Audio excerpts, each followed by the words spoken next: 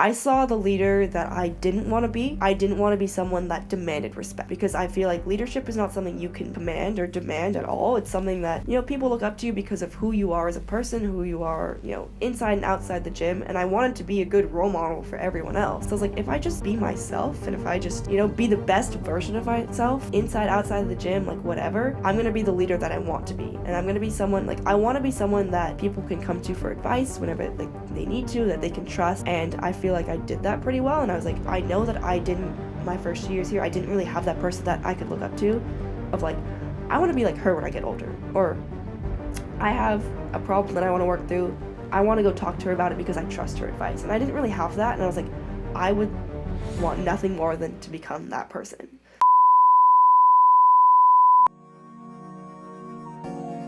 My purpose in life is to leave my dent in the universe in absolutely everything I do, as well as to inspire and help others do the same. For someone to leave their dent in my life is a privilege. For me to leave my dent in someone else's life is an honor. But to inspire and help others leave their own dent in the universe is an indescribable feeling. I plan on doing this through this podcast by celebrating my guests and inspiring my listeners, all while leaving my own dent in the universe and helping others do the same. My name is Fer Andrade, and this is Denting. Hello everyone, and welcome back to another episode of Denting. I am your host, Fernando Andrade, and today I have a very special guest here with me, NINA SCHANK. How are you? I'm good. How are you? Good. Super excited for this. Yeah, thank you so much for having me. Thanks for coming. I know we had lots of conflicts with our schedules, so I'm glad we could make this work. Me too. You know how it goes. It's busy. We were talking just before this, right? I think that you take it to a completely different level, but I am definitely the type of person you are, just trying to say yes to everything and no to nothing and taking everything full on. So yeah, we're in the same boat right now. Definitely. Yeah, it's finals week. Going off of some coffee. I never drink coffee, so 3 hours of sleep and coffee, and then we're making this work. This is a new leaf for you. Hey, I mean, I think it's the only right way to go into an interview with Nina, right? You could look at it that way. Yeah. Okay, so as we start to dive in, would you like to introduce yourself for those that may not know you? Yeah, so hi, my name is NINA SCHANK. I am a 5th year on the women's gymnastics team here. I was, born and raised in the Bay Area. That's pretty much it. I do gymnastics. Yeah. I actually recently retired, which is definitely a new experience for me. Not going to the gym every day and kind of figuring out other things to fill my time with, and just trying to make it through the end of the school year and make as many memories as possible before I'm out of here. Yeah, that's crazy. I mean, today's Friday, commencement is tomorrow. Wow. Yeah, so commencement is tomorrow. You're graduating when, Monday?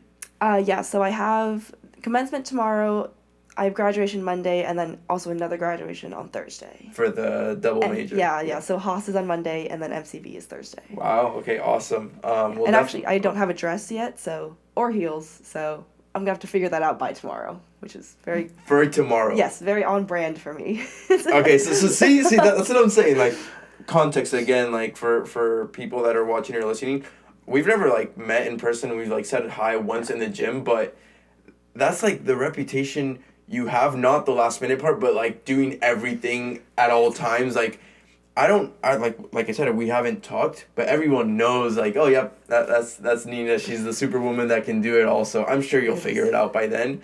Thanks. But you give me too much credit. No, I mean you deserve it.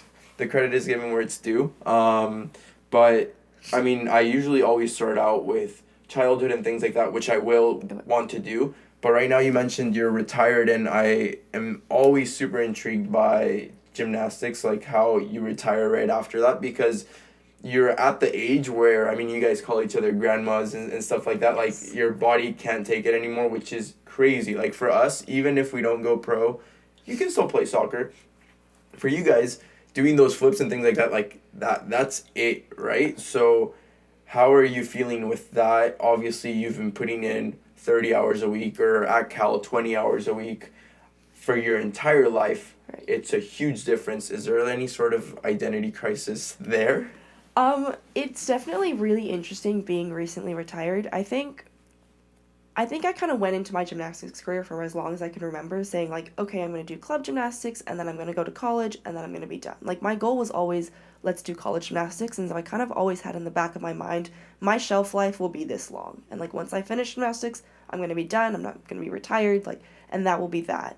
And I actually think taking my 5th year, at least having the opportunity to do it, and then taking it was really good for me to make sure I could close out my career without any regrets of like, oh, I could have done this more, or I should have done this, or I wish I did this.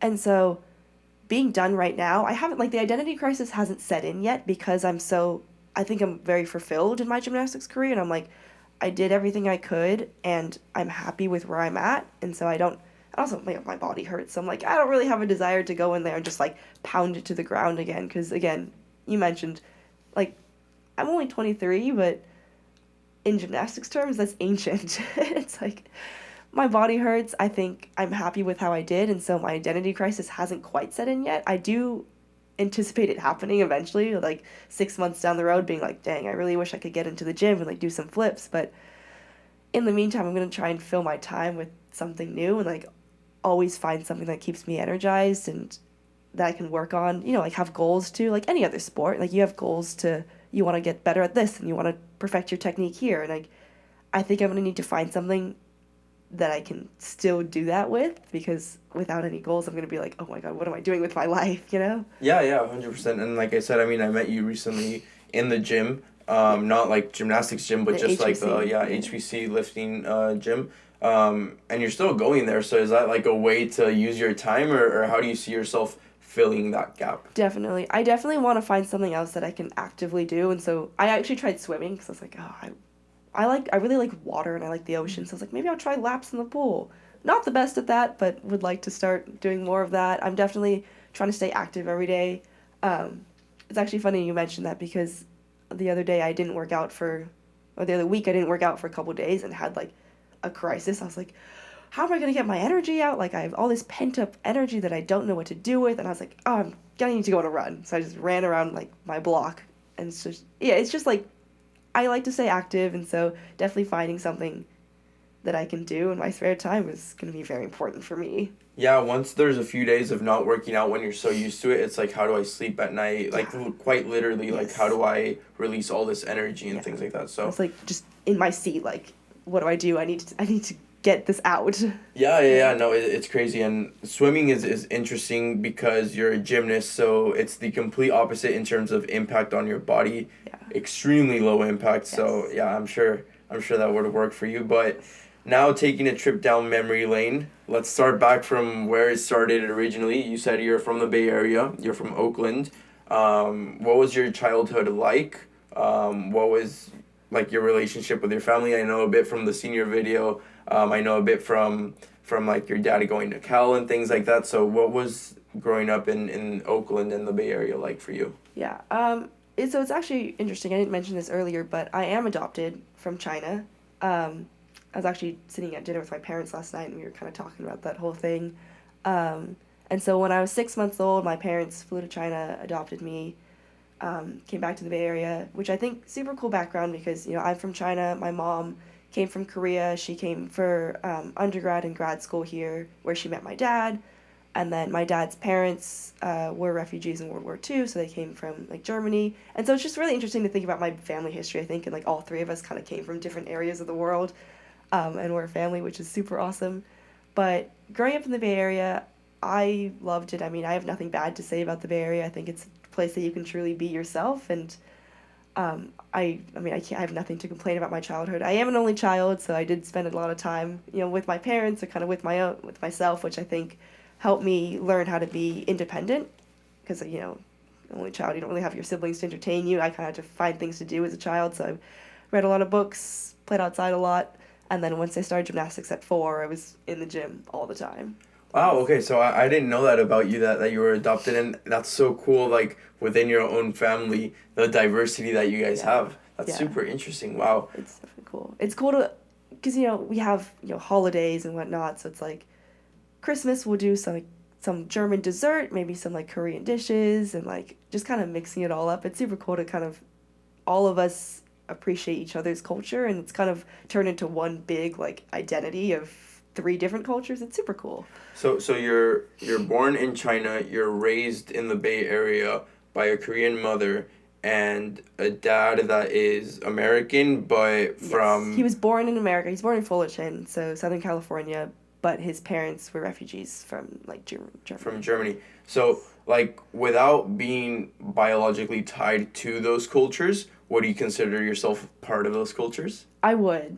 Awesome. I do. I mean, I consider myself American because I think that's a big part of my identity, but definitely Korean and German, and I still think of them as, you know, my biological parents pretty much. I think, like, forever since I could remember, they were my parents. I have no, like, desire to, you know, find my identity. I feel like I've already found it, which is pretty cool because they were always so open with who they were and, like, who I am as a person and that I could be whoever I wanted to be, so it was really cool. That's so cool. Like, that's so unique, and I think that's awesome, right? Like, I don't know, I'm just surprised. Like, I've never heard of that, but it's so cool that you belong to 4 different cultures in a way because of your family, right? And it's so simple terms, but it's like who you surround yourself with. It's like you surround yourself with diverse people and then you can learn from them. Like, I'm just saying, for example, for everyone else, like, listening, or for me, like, it's possible. And I don't know, that's super special. I was not expecting that at all.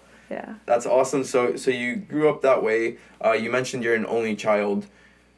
How do you think that, like, affected your personality? You mentioned, like, reading a lot, spending time alone. Like, it was the gym, and then what else were you doing? Does that define you, like, to this day?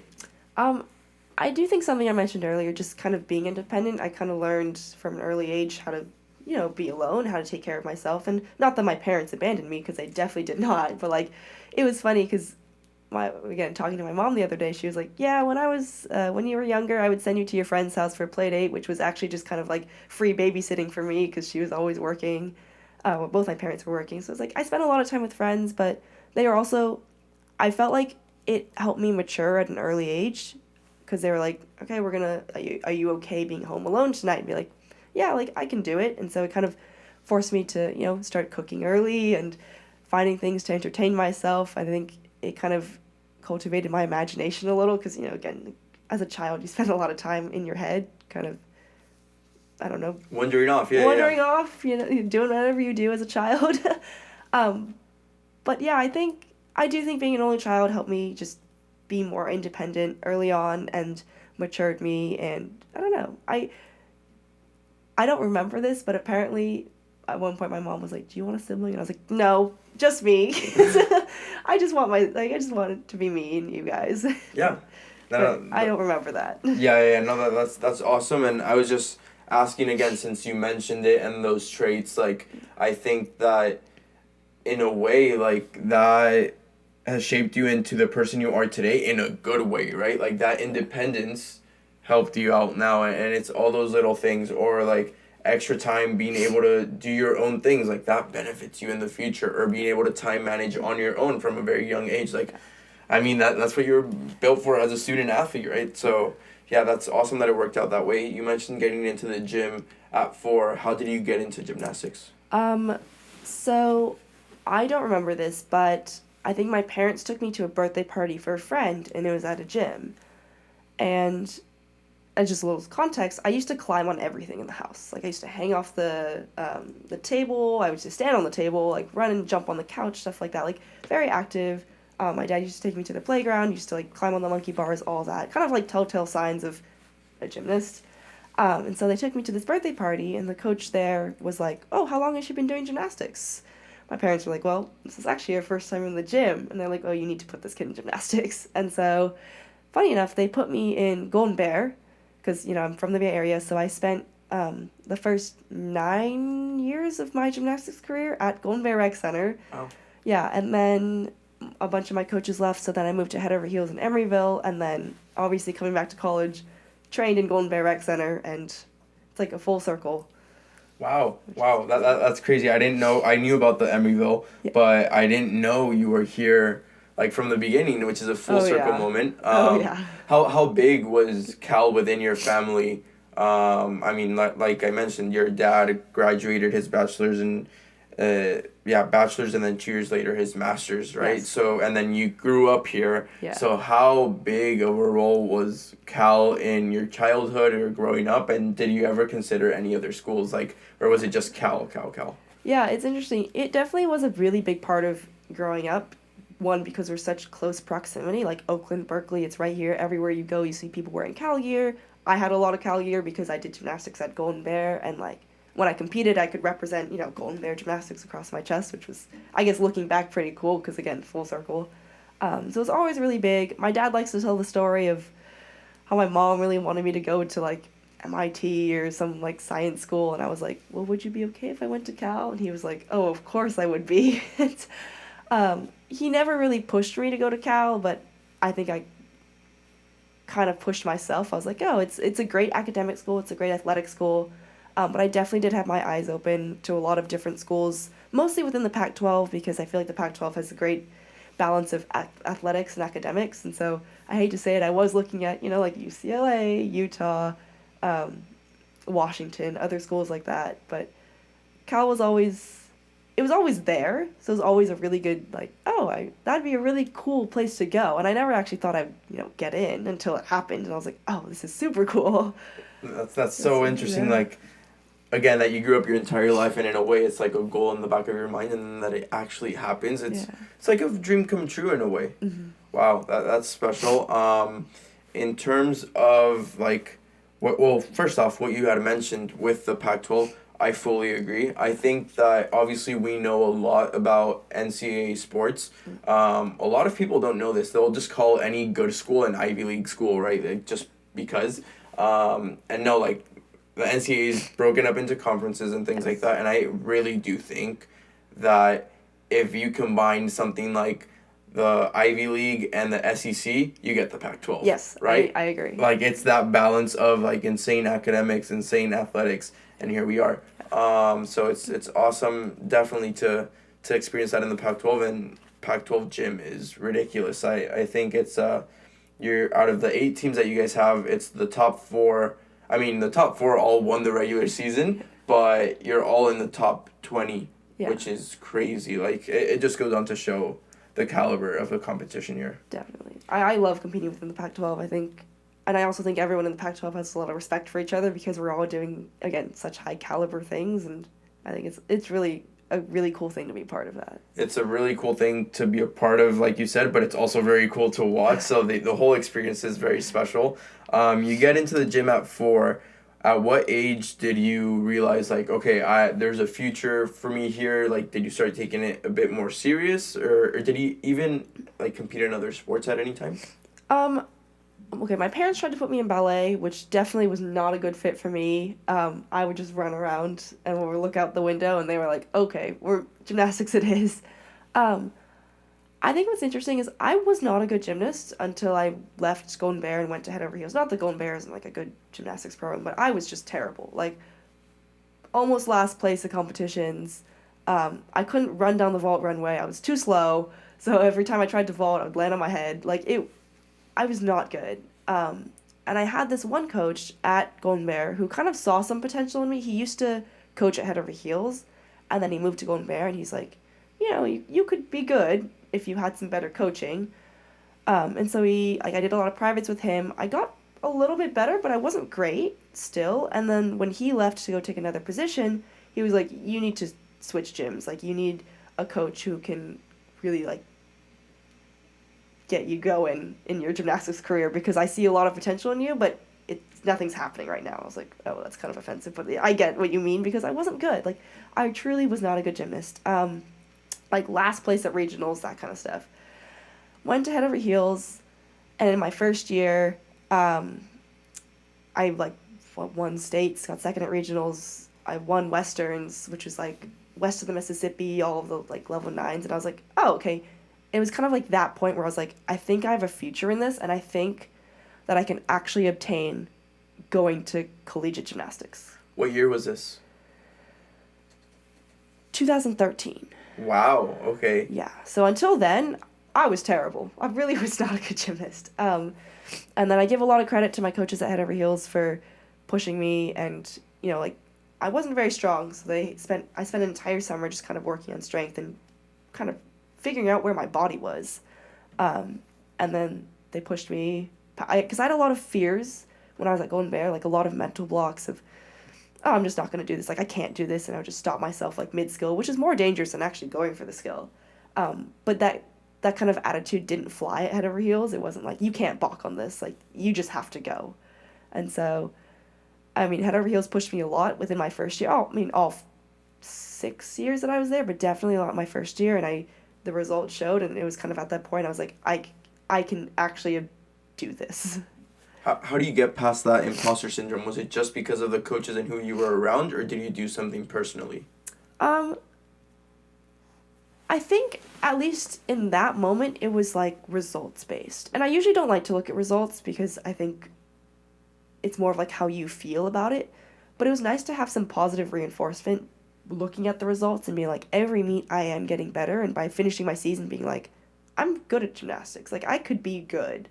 And so I think that really helped me to realize that I'm better than I thought I was. But it's kind of hard when you're competing, at least before that when I was at Golden Bear, and I was getting the participation medal every time, or getting last place, and or not even placing, and being like, okay, this is fun. Like, gymnastics, again, at the end of the day, I do gymnastics because it's fun. And, like, yeah, this is still fun, but it's not as fun as it used to be because all my friends are winning and I'm not. It's just, like, a weird, it was, like, a weird time in my life. But I was also kind of young, so I don't think I could verbalize how I felt other than, like, oh, this kind of sucks. Yeah, I mean, it's a lot, winning is a lot of fun, right? Yeah. Like, it's very obvious, but yeah, I mean, I completely get that, and it's interesting that you went through that phase and that you didn't consider yourself a good gymnast, and you go from last at regionals to state champ in a year.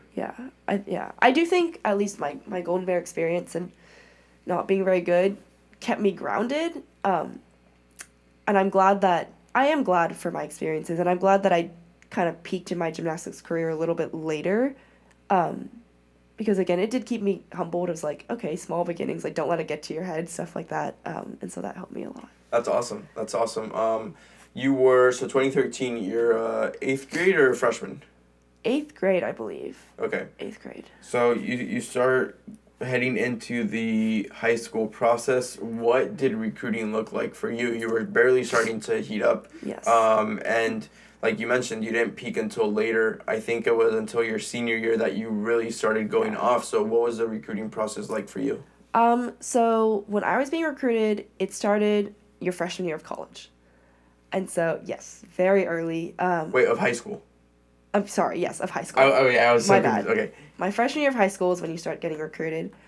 I was a first year level 10. And so basically, like, college gymnastics is pretty much just level 10 gymnastics. First year level 10, made it to nationals, which was like, oh, this is kind of cool. Like, it was a pretty cool experience for me. And then when you're there, it's all the colleges, they have, like, all their tables and they're all lined up, which is kind of an intimidating experience. And I knew nothing about the college recruiting process. I hadn't even thought about college. I didn't know you got recruited freshman year of high school. Like, it seems absurdly early looking back. Like, until my senior year, I feel like I had no idea what I actually wanted. So again, very grateful I came to Cal because perfect fit for me. Literally the exact same thing that Nevaeh said. Her episode came out this week, and she was like, I committed freshman year, and I'm so glad it was Cal because, like, how do you know what you want as a freshman in high school? Exactly. Like, you don't. I didn't know who I was. I didn't know what I wanted, so I'm glad I made this choice, and I'm glad I had people in my ear, like my parents, being like, this is a good choice for you. Like, obviously it's up to you, but, like, this would not be a bad opportunity to take. But yeah, started getting recruited. Then I committed, I think right after season ended, my freshman year, so maybe like June, July. Wow. Yeah, verbally committed. Obviously, you don't sign anything till your senior year. And then my sophomore year of high school, I didn't compete, so I actually had knee surgery. I had a, like, patellar kneecap dislocation. It happened few too many times, and finally they were like, it's going to keep happening unless you get surgery. So I was like, okay, fine. Got surgery December of 2014, was out the entire season for 2015. And then 2016, I think my junior year, I also wasn't very good at gymnastics then because I was coming back from the knee, right? Yeah. And then I fractured my shin, had to take more time off, right? And then I want to say as I was coming back, either from my ankle or either from my knee or my shin, I like did something and rolled both my ankles at the same time. So it was like even more time that I was taking off. Yeah, it was really unfortunate. So then my junior year season wasn't very good either. I mean, you can just look at the results. Like, I wasn't very good. And it was kind of like, oh, I committed to Cal. Like, they're an up-and-coming team, but I'm not very good right now, you know? I was like, I really need to work on myself, but it's hard when I keep getting injured. So it's like, how do you stop getting injured and perform to your best of your ability in such a short time frame? Because I'm like, I really only have the rest of my junior year and then my senior year to not prove myself, but like prove to myself that I'm good enough to go to this school. And how did you do it? I finished my junior year on kind of like a weird note because I rolled my ankle again mid-junior year. So like right after states, rolled my ankle, went to regionals, did terribly, was selected as like a second alternate to go to nationals. And weirdly enough, 2 people pulled out. And so I was like, I guess I'm going to nationals. Didn't do very well at nationals. I think I fell like 3 times on B. And then I did have to talk to Justin and Liz, my current coach, or my coaches here, and they were like, are you doing all right? And I was like, not really, but we're getting there. So I worked a lot on myself that summer. I like got in shape because I wasn't really in shape. I kept getting injured, you know, and like pushing to get back to doing gymnastics without building up my strength again. So focused a lot on fitness, which really helped me because the skills came so much easier then. And then my senior year, my first meet, I got the highest all-around score I had ever gotten in my career as a level 10. And I was like, oh, this is pretty cool. And it kind of, that year was almost, I mean, I think the most important memories I made were in college. But like at the time, that was like a dream for me, my senior year of high school, because every meet just kept getting better and better. And I was like, I've never been this good at gymnastics before. Like, this is really, really cool. And so I think with every meet, it really built my confidence until, you know, accumulated at nationals. Yeah, no, that's amazing, and I know what happens at nationals, and we'll talk about that right now. But let's take a few steps back. How were those conversations with coaches Justin and Liz? Because obviously you commit early freshman year. The thing I don't understand, I know they changed the rule now, but the thing I don't understand is how coaches see the potential in a freshman in high school. Because I think about my time in high school. I'll keep it very blunt, right? Like, I'll be honest. A lot of my teammates, extremely talented in high school. But your freshman year, there's no parties. There's no alcohol. There's no drugs. There's no smoking. Like, the fact that coaches put their belief and trust in a freshman, a 9th grader, when they're still sophomore, junior, senior year, that could change your entire life, it's like, wow.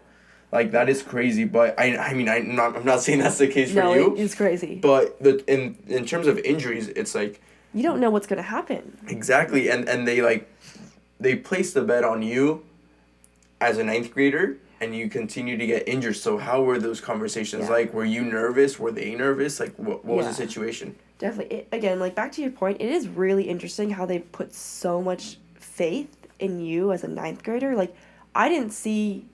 they saw the talent. I didn't. I was like... Because I was thinking, if I'm getting recruited in present day, if I was getting recruited right now, I don't think I would be, because there's so much talent out there, and I wasn't very good back then. So it's just really amazing that they saw that in me, and I didn't even see it in myself. And again, what's interesting when we were having those conversations is that it was almost like they couldn't talk to me directly. I don't remember the NCAA rules, but they were kind of weird. So a lot of the times they went through my coach, my club coach, and my club coach would go to me, and then it was kind of like she was the middleman, woman, between us. And I do remember one conversation, I think it was after my junior year. Catrice was like, Justin called. I was like, oh goodness, what does he have to say now? And she was like, she wants to know, she was like, he wants to know if you're still committed. And I was like, oh, what? And because like that completely threw me off guard. I was like, I don't know if he was going to ask me like why I was so bad at gymnastics or like why I had such a weird year of injuries, but to ask me why I was still committed, I was like, I'm obviously still committed. Like, I'm in the gym every day. I'm working hard. Like, I thought I was doing everything I could do. it's like to be the best version of myself to go to Cal. And I was like, oh, do they, like, I don't think they weren't going to back away from, accepting me on the team. But I was like, is that what they think of me? And it was just a very, like, I don't know if it was a wake-up moment for me, because I don't think it, like, motivated me. I don't think I used his words to motivate myself to do better, but it was kind of like I guess I need to either communicate with him more, or I just need to get better at gymnastics. I don't know what it is. But I think that moment, like, right after season, my junior year, was like, okay, time to turn this around. Yeah, 100%. That's crazy, and it's definitely like a wake-up call, alarm going off right there. In terms of your injuries, what kept you going? You're out for your sophomore year, you're out for your junior year. There's a huge gap. That's a long time. And again, like I mentioned, I'm not saying this is your case, but a lot of things changed during those times. You could have easily started going out during injuries or things like that. So what helped you maintain your focus and stay committed to that grind that you couldn't even be a part of? Yeah, definitely. I think, when you were first mentioning that, I think another thing to add is that, you keep getting injured and then you have a fear of injury. So it's like getting back into the gym, I was like, I'm scared. Like, I'm scared I'm going to hurt myself again. I'm going to hurt my knee again. I'm going to roll my ankles again. And I think one thing that at least my coaches were really good at in club was tailoring my gymnastics to my fears, I think. And so, a lot of girls, they do like single leg landings where one leg comes down before the other. All of my gymnastics is done on 2 feet because I have that fear of like, oh, if I do single leg, I'm going to hurt myself. And so, again, that was one thing that at least my coaches did really well to help me get back into the gym. But staying a part of the team and the grind, as you mentioned, is definitely very important. And so I think what's cool, like looking back, which I didn't even really think about till you mentioned it, is that my sophomore year, when I hurt my knee, I still went on every single travel meet that they had, and I was at every competition, and I was kind of like another coach. I mean, I wasn't old enough to coach yet, but I was there if they needed me, if they need water, if they needed a mat slide, whatever it was, I was like, oh, I can do that because I need to busy myself with something. And it really helped me stay involved in the team, and like, even though I wasn't doing gymnastics in season, I felt like I was in season. And so I'd still show up to the gym every day, do my conditioning, and then show up to the meets and kind of be like a team manager almost, now that I think about it. Which is very similar to, I guess, to how you need to be as a college teammate. It's like there for whoever needs you. But I think that was a very good way for me to stay locked in that year. And I'm glad that my coaches let me, come to all the travel meets, because they could have been like, no, you have to stay home. But like, they were like, you know what, we could use you, like, come along, which was really good for me, I think. And that's how you stayed in there, but why did you? I think that's a really good question. I think I still love the sport. I think there's something so exhilarating about it. It brings so many emotions all at once. And like, even when I wasn't doing gymnastics, even watching it, like watching the competitions, watching my teammates do well and like stick landings and do skills that they had never thought they could do before in competition, I was like, oh, this is awesome. Like, I need to stay in this sport. Like, obviously there were times where I was like, this sucks. Like, I wish I could be out there, or even like, I wish I could just stay home today. And so there were definitely low points and difficult conversations with my coaches of like, listen, you came into the gym, but you didn't do a whole lot today. I'm like, listen, I'm going through hard times. But at the end of the day, I think it's just, I really love the sport, and I still had a goal I was working towards. I still wanted to do college gymnastics, and so I couldn't just give up then. Like, there comes a point where you're almost too far gone to be like, oh, I'm just gonna back out. Like, there was no backing out ever. There were days where I didn't want to come in, but there was never like, I think I need to be done with gymnastics. Like, that never really crossed my mind, because I still had, I'm going to Cal. Like, no matter what, I'm going to go to Cal, I'm going to compete, and I'm going to do gymnastics there. Yeah, you came too far to give up at some point, and you worked too hard to give up at that point. So that's what kept you going. That's awesome. That's awesome that you had that goal and that it worked out that way. My last question before we do get into your senior year and then how that transitions into college is, how was your academic balance back then? I'm 100% sure it was like focused, but were you as intense in high school academics as you are in college? Definitely not. But I think what's interesting is that I didn't really like get into academics till I was maybe in high school or like 8th grade high school. I wasn't a very good student in middle school. I was like that student that, oh, I left my homework at home, or like, sorry, I forgot it, or my mom would sometimes do my Spanish homework for me. Like, I wasn't very dedicated, which I can't believe she actually did that for me, but I really wasn't very dedicated to academics, so it's so interesting looking back and being like, look who I am now. But I kind of turned that around like 8th grade and then went into high school, and I went to this school called Head Royce, which is, it's a private school. It's pretty well known for its academics, and I definitely had a mind switch, kind of like, listen, you need to start focusing on academics. You're at a hard school now. They're going to expect the best from you. You need to get on that. And so I guess balancing that in high school, looking back, is very interesting because, you're in class from 8 to 3, practice from 4 to 8, and then homework when you go home. And, like, thinking about it, it's like, it's weird because I don't know how I balanced it, but I also feel like my workload in college was more with less class time. And so I guess in high school it was like I needed to put more work in the classroom, but in college I need to put more work in outside of the classroom. 100%. It's very interesting to think back on how you used to do things in high school, because I'm always thinking like, oh, college, it was so hard. But I'm sure when I was in high school I was like, this is the worst experience of my life. Like, I have no time. But it's just interesting. I'll be completely honest. To me, college is way easier than high school in terms of workload, just my personal experience. But looking back on it, like, I don't understand how I took 6 classes at the exact same time. Like, 6 classes per semester. Are you kidding me? Yes. And I had 6 classes in a single day. Like, I also understand now that if I go back to high school and I do the readings that I was doing back then, I'd be breezing, right? Like, it's completely different. But to think that I spent an entire day without breaks in between classes just sitting there is crazy to me now. I agree. And interesting on your point too of like high school being harder. It was interesting because I came here my freshman year and I was like, oh, this isn't that bad. Because I think like Head Royce was so rigorously academically rigorous that coming to college, like everyone at Head Royce says, your first year in college will be easy because Head Royce has prepared you so well. And I didn't really believe them. I was like, whatever. But I got here and I was like, I have all this time. Like, I kind of know some of this material. Like, this is pretty cool because I feel like the transition was made very easy by that. Yeah. I mean, I have a very similar experience there. Personally, I was much more of an academic, I guess, when I was younger. Like in middle school, it was not really like nerdy. It was just like, I want that 4.0. I want that A+. I want that 100 sort of thing. And it's not that, like my parents definitely celebrated me, but every time I had a 95 on a test, they were like, well, I mean, you're missing 5 points and little things like that, right? They like, it's not in a toxic way, in a very healthy like way. Yeah.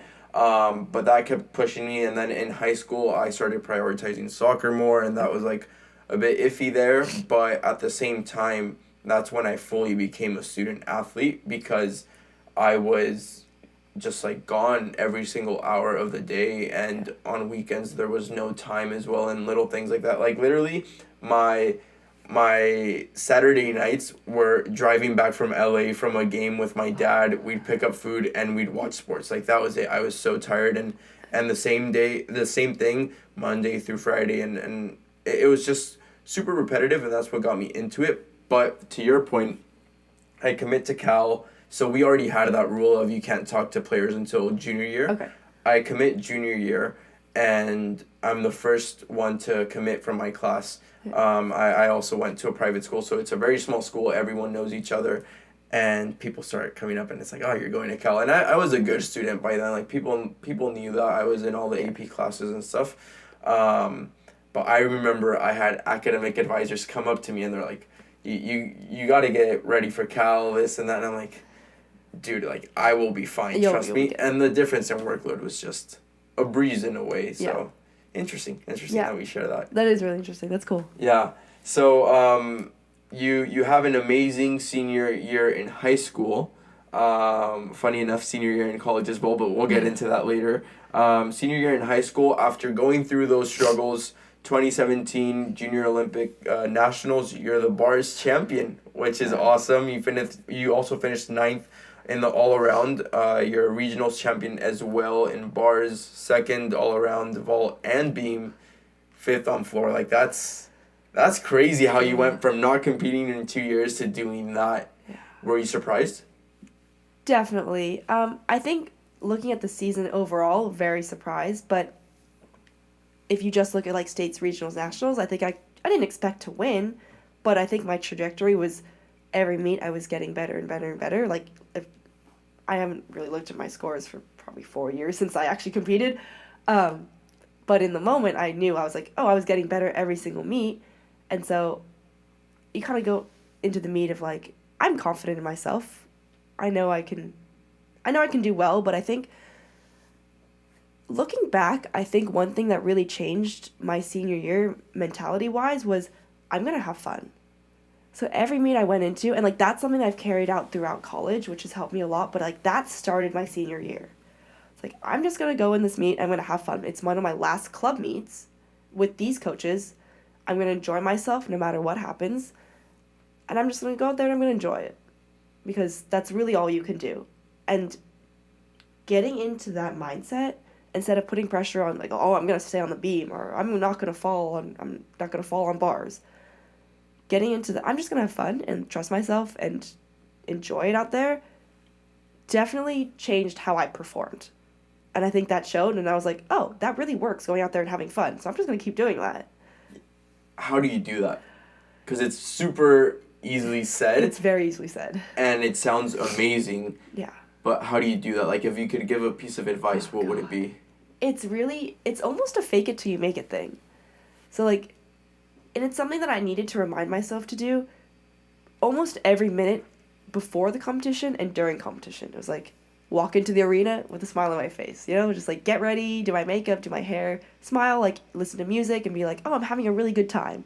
Walk into the arena, everyone's competing, or like the session before you're still competing, and I'm like, this is awesome. Like, I love being here. I'm just going to go have fun, like, say hi to my coaches, like, stuff like that. It's just, like, I think it's the small things you do that show off joy or, like, enjoyment for whatever you're doing that kind of, it's definitely a very fake it till you make it thing.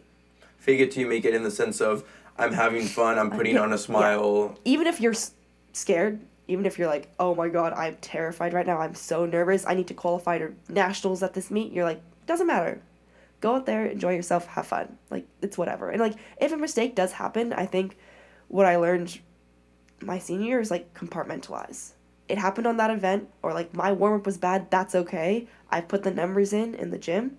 I know what to do. I'm just going to do what I know how to do. And, like, I started talking to myself a lot. I mean, I always talk to myself, but I really started talking to myself in a positive way my senior year during competition of, like, it's okay, like, you got it. Like, nothing to worry about. You know what to do. Trust yourself, be confident, stuff like that. And, like, that also really helped me. And then, you know what, it's just fun. It's just gymnastics at the end of the day. Yeah, that's super interesting. I told you before, I've had multiple interviews in the past few days. And yesterday, Hugo Gonzalez was here, and we were talking just about that as well. Like, he had a crazy experience transferring twice during his college career. And he was like, he had to redshirt because of compliance things and things like that. And he was already an Olympian, like he was at an insane level already, and like redshirting because of it, it was just tough on him, and he just went back to having fun. And I shared an experience with him, like that is what I'm personally trying to do right now. I'm not there yet, but it's what I'm trying to do. And I realized it in the last spring game of this season. I felt like shit after that game. I felt horrible. I hated the way I played. And I walked out and it's like, wow, like, how is it that I'm feeling this way about a sport that I truly love? Because I love soccer. I love watching it. I love playing it. I love being in it. I love breathing it. Everything about it. I love it. But I was just like, I don't know. I was trying to reflect on that a lot. And it was funny, your freshman teammate, Abby Scanlon, was there. And she was taking pictures and things like that. And she caught a few of me and she sent them over. And I was just staring at them. And it's like, wow, like, this is a game I love. I should just be having fun. And I came to the realization that if life is a game, then just get up and play. You know, if life is a party, then get up and dance. And that's all it is. Like you said, it's just gymnastics. It's just soccer. Like, it's so funny because it's going to sound super nerdy, but it's such a simple act that we give an inner subjective value to. Like, at the end of the day, it's 11 guys kicking a soccer ball around just for fun, and they give some meaning to it. Yeah. You guys are running around and doing flips, giving it a meaning with a number from some people that you don't even know. Yes. And it sounds so stupid when you say it, but when it's like gymnastics, it's like, well, yeah, of course it makes sense. Yeah. But you're just doing flips, and people are saying, yeah, I'll give you this number. It's like, obviously it's not that simple. I understand it, but once you, like, break it down that way, it's, I don't know, it's different, and it's the process I'm working through as of right now, which is why I asked. Yeah, kind of like taking a step back and being like, again, just 11 guys kicking a ball around. And I think something else that's really important is going back to, like, why do you do this? Like you said, you love soccer. Like, why do you love soccer? What part about it do you love? What do you like to watch? What do you like to do? And kind of like when times do get tough, as cheesy as it sounds, kind of holding on to, again, why am I doing this? Like, what about it is so fun, is so exhilarating to me? Why do I keep coming back to that? So it's just like, kind of, once you find that, and then in times that, like, when times suck like that, when you're like, listen, I just played like shit. I feel terrible about myself. Well, why am I still doing soccer? Oh, because I can get better. Because I love it because of this reason, you know? Just kind of following your mindset back to the root of why you're doing what you're doing. Yeah, no, that's awesome, and it's always start with why, for sure. So It does. super powerful. Well, not only that, but you had a great 2017 year, and then we head into Cal. How was that transition like for you?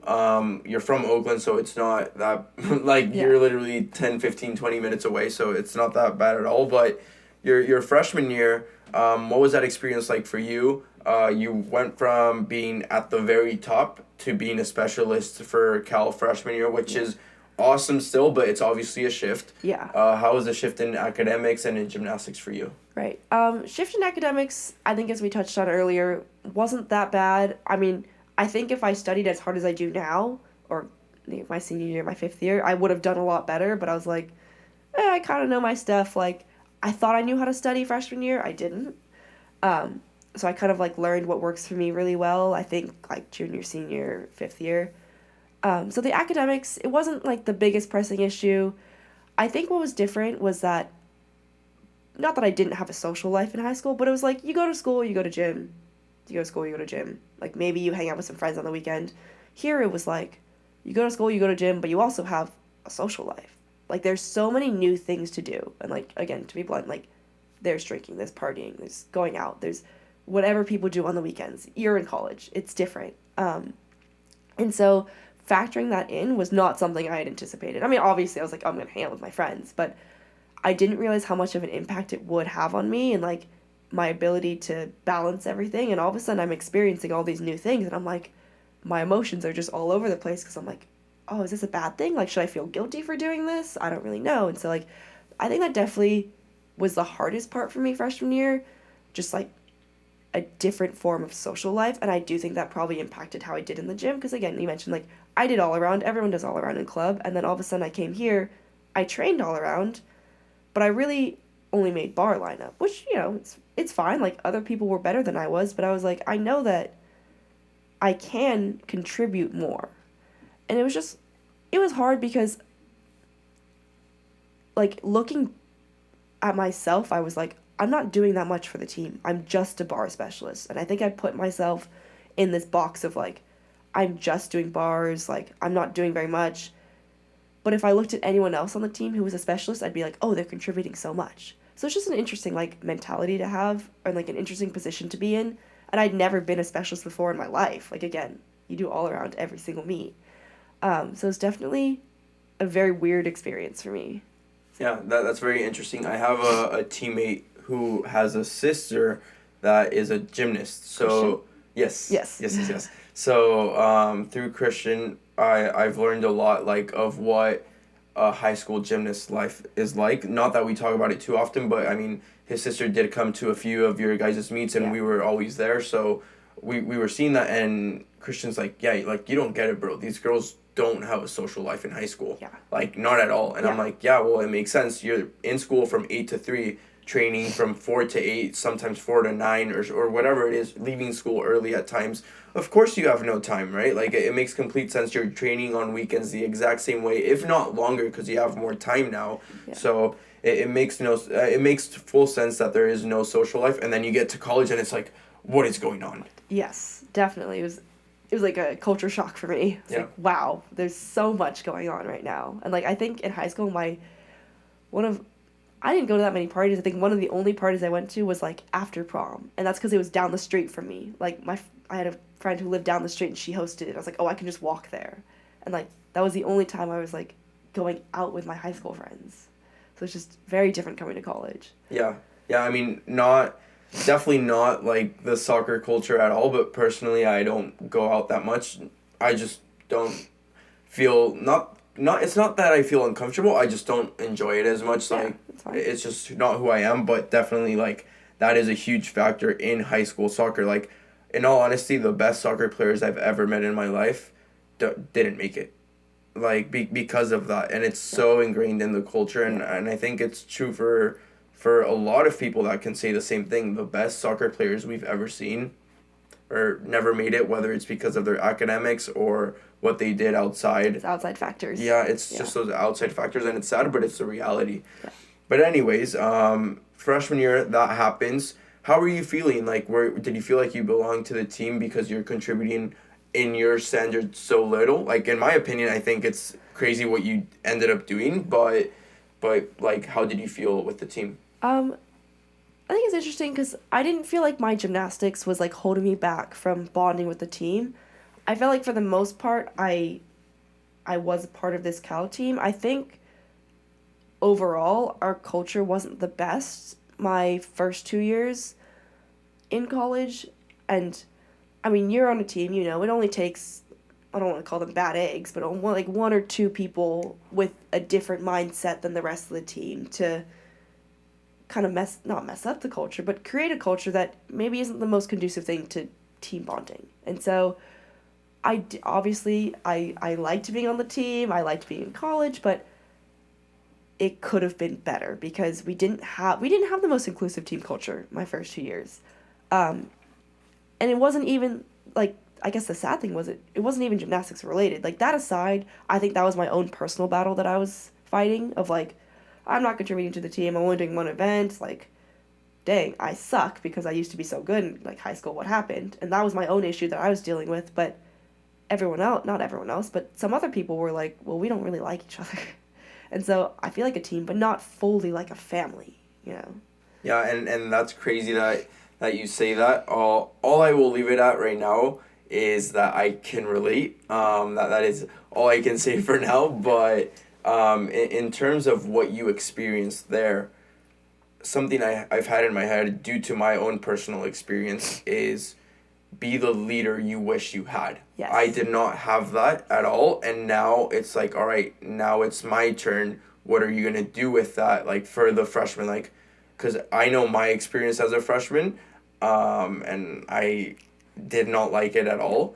So was that the case for you? Because I see a huge switch to what you're mentioning right now. Like, Maya's been here. I already mentioned Nevaeh's been here. Nevaeh literally says in the episode, I know because it was released this week, she literally says, like, well, I don't know how it was before I was here, but the time I've been here, we're all sisters. Maya has said that she could get lunch with anyone on the team, no problem. You're all sisters. Like, how did that change, and were you part of that in leadership? Yeah, I mean, what they say, very true. I agree to both of that. I can hang out with any single person on this team one-on-one and feel like I'm at home. That's the goal. Awesome. Definitely a big part. I mean, I don't want to give myself too much credit or really any credit at all, but what you said, be the leader you wished you had, definitely the case for me. So I finished my sophomore year, the seniors are departing, and my head coach kind of puts me into a leadership role. And I think that was, like, at least for me, a big switch, and a big switch for team culture. And then we kind of all sat down and we were like, we don't like the way it's been. It's our turn to change it. Like, we are going to work on our culture. And I guess sometimes, like, it shouldn't take work. Sometimes it should happen naturally. But, like, this was something that we need to work on. Like, we need to spend more time together. We need to do more team bonding things and, like, actually put some effort in. And so when Nevaeh's class came in, we made a conscious effort to, invite the freshmen over all the time. Like, we want them to feel welcome. And that, like, they meshed so well with our team that it was like, okay, we're a family. Like, it was so easy to just, I mean, I don't want to say it was easy to turn around a culture that was bad, but, like, once you get rid of some people who were kind of imposing a negative culture on the team, and then you sit down with everyone and have a very open conversation of, like, this is what we want. We're right here right now. We don't like where we are. This is where we want to be. How will we get there? And actually doing it and being like, hey, I'm going to the beach today. Who wants to come with me? And everyone's like, I would love to come with you. And just having that kind of openness, I think, with everyone really just perpetuated this strong culture of, like, everyone can sit down with anyone else and just feel comfortable.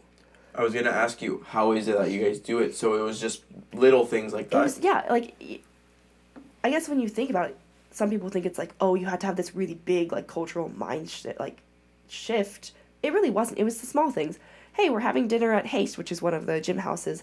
If everyone could make it, that'd be great. Like, bring something. And we all sit down and we all eat together, and we all play cards together, or we do something. Like, I'm going to the beach today, let's all go. Or, does anyone want to go to the city with me? Does anyone want to get Chick-fil-A with me? It's like, it's the small things. And then you ask, hey, does anyone want to get food with me? And you end up in a car with a senior, a freshman, and a sophomore. Or, like, anyone. Like, literally anyone. Because it's just, we're all so open with each other at this point, and we all, like, hang out together that, everyone wants to hang out with everyone. It's actually really nice. That's so awesome. That's so awesome that happened and that you were a part of that in a way with leadership. And like you said, you don't want to give yourself full credit, but the reputation's there, in all honesty. Like, you were a junior. I'm Nevaeh's class, so you were a junior when I was a freshman. I knew who you were. Like, last year as well, this year, it was too obvious by this point, but it's like, it's something that people know, whether it's from guys like Christian or guys like Tate, who's my class, who I know you know as well. Like, he's actually moving in here. Oh, that's awesome. In the fall, yeah, so that'll be nice. But, yeah, like, we know, like, that type of role that you play and who you are, and it's awesome to see your team that way. Like we were talking before, like, our underclassmen classes are really starting to get along quite well, like, our sophomores and our freshmen. And it's so awesome to see for me, because I see your team and it's like, that's what I want on my team. We're working on it and we're improving a lot, but I want that brotherhood and the sisterhood that you guys have. So it's definitely a process. Yeah. That will take time, but it's obviously completely worth it to put in that time, because then you end up with something that you're proud of and that you enjoy. You enjoy each other's company. Yeah. Yeah, that's awesome. Well, freshman year, bar specialist, every meet, which I think is a big deal. 12 out of 14 there. Vault, you went 1 for 1, and you had a few exhibitions in the other ones. But you were second on your team on event titles with 5. You had 8 top 3 finishes, all Pac-12 for bars, second team. You posted good numbers at NC semis, and as well as regionals and Pac-12. So, I mean, I know you're a specialist, but that's still a pretty good year.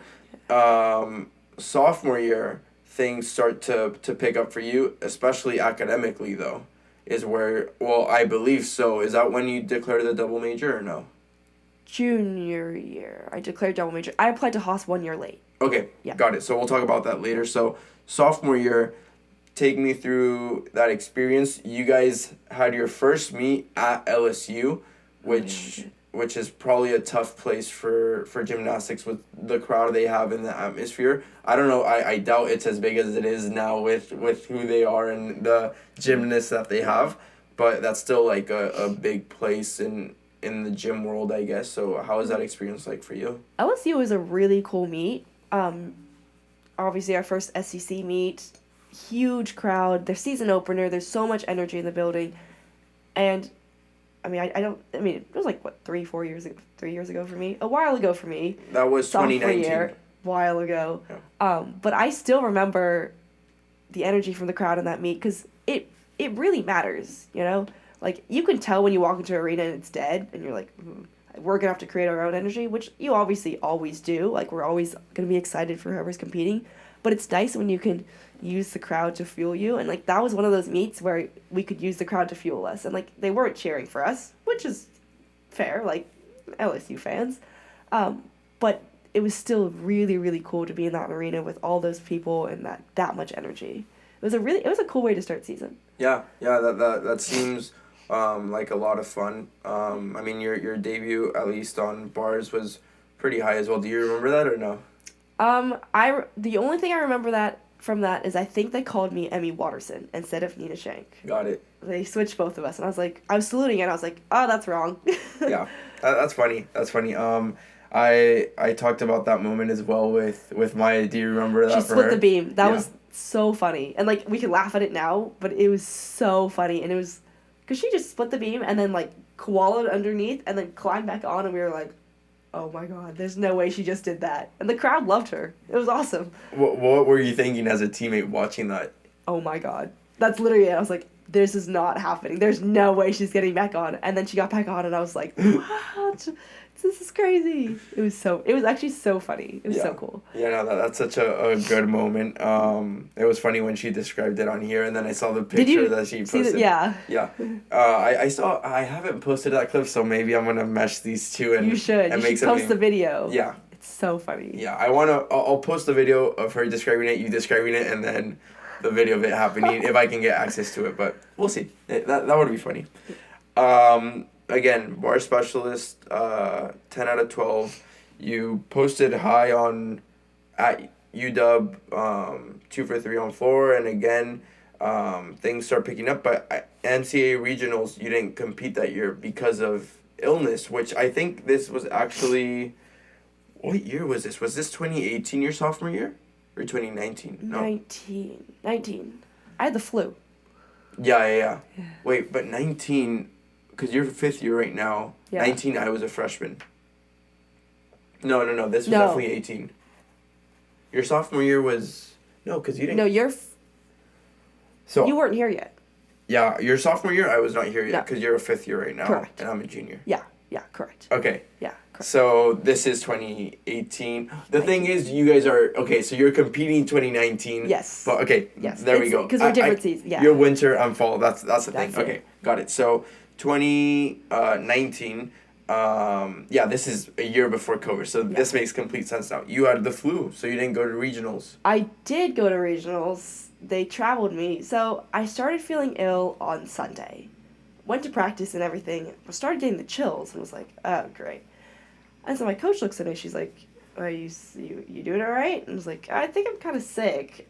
She sends me to urgent care. She's like, get Tamiflu, you'll be fine. Okay. The next couple of days, I'm like bedridden. I was so ill. And then we travel on Wednesday, and they still traveled me. I'm like bundled up. I have a fever. I'm like, this can't, like, looking back on it, like, I could have given anyone the flu. That could not have been safe. Get there, I'm like in my own room. I'm quarantining before quarantining was a thing.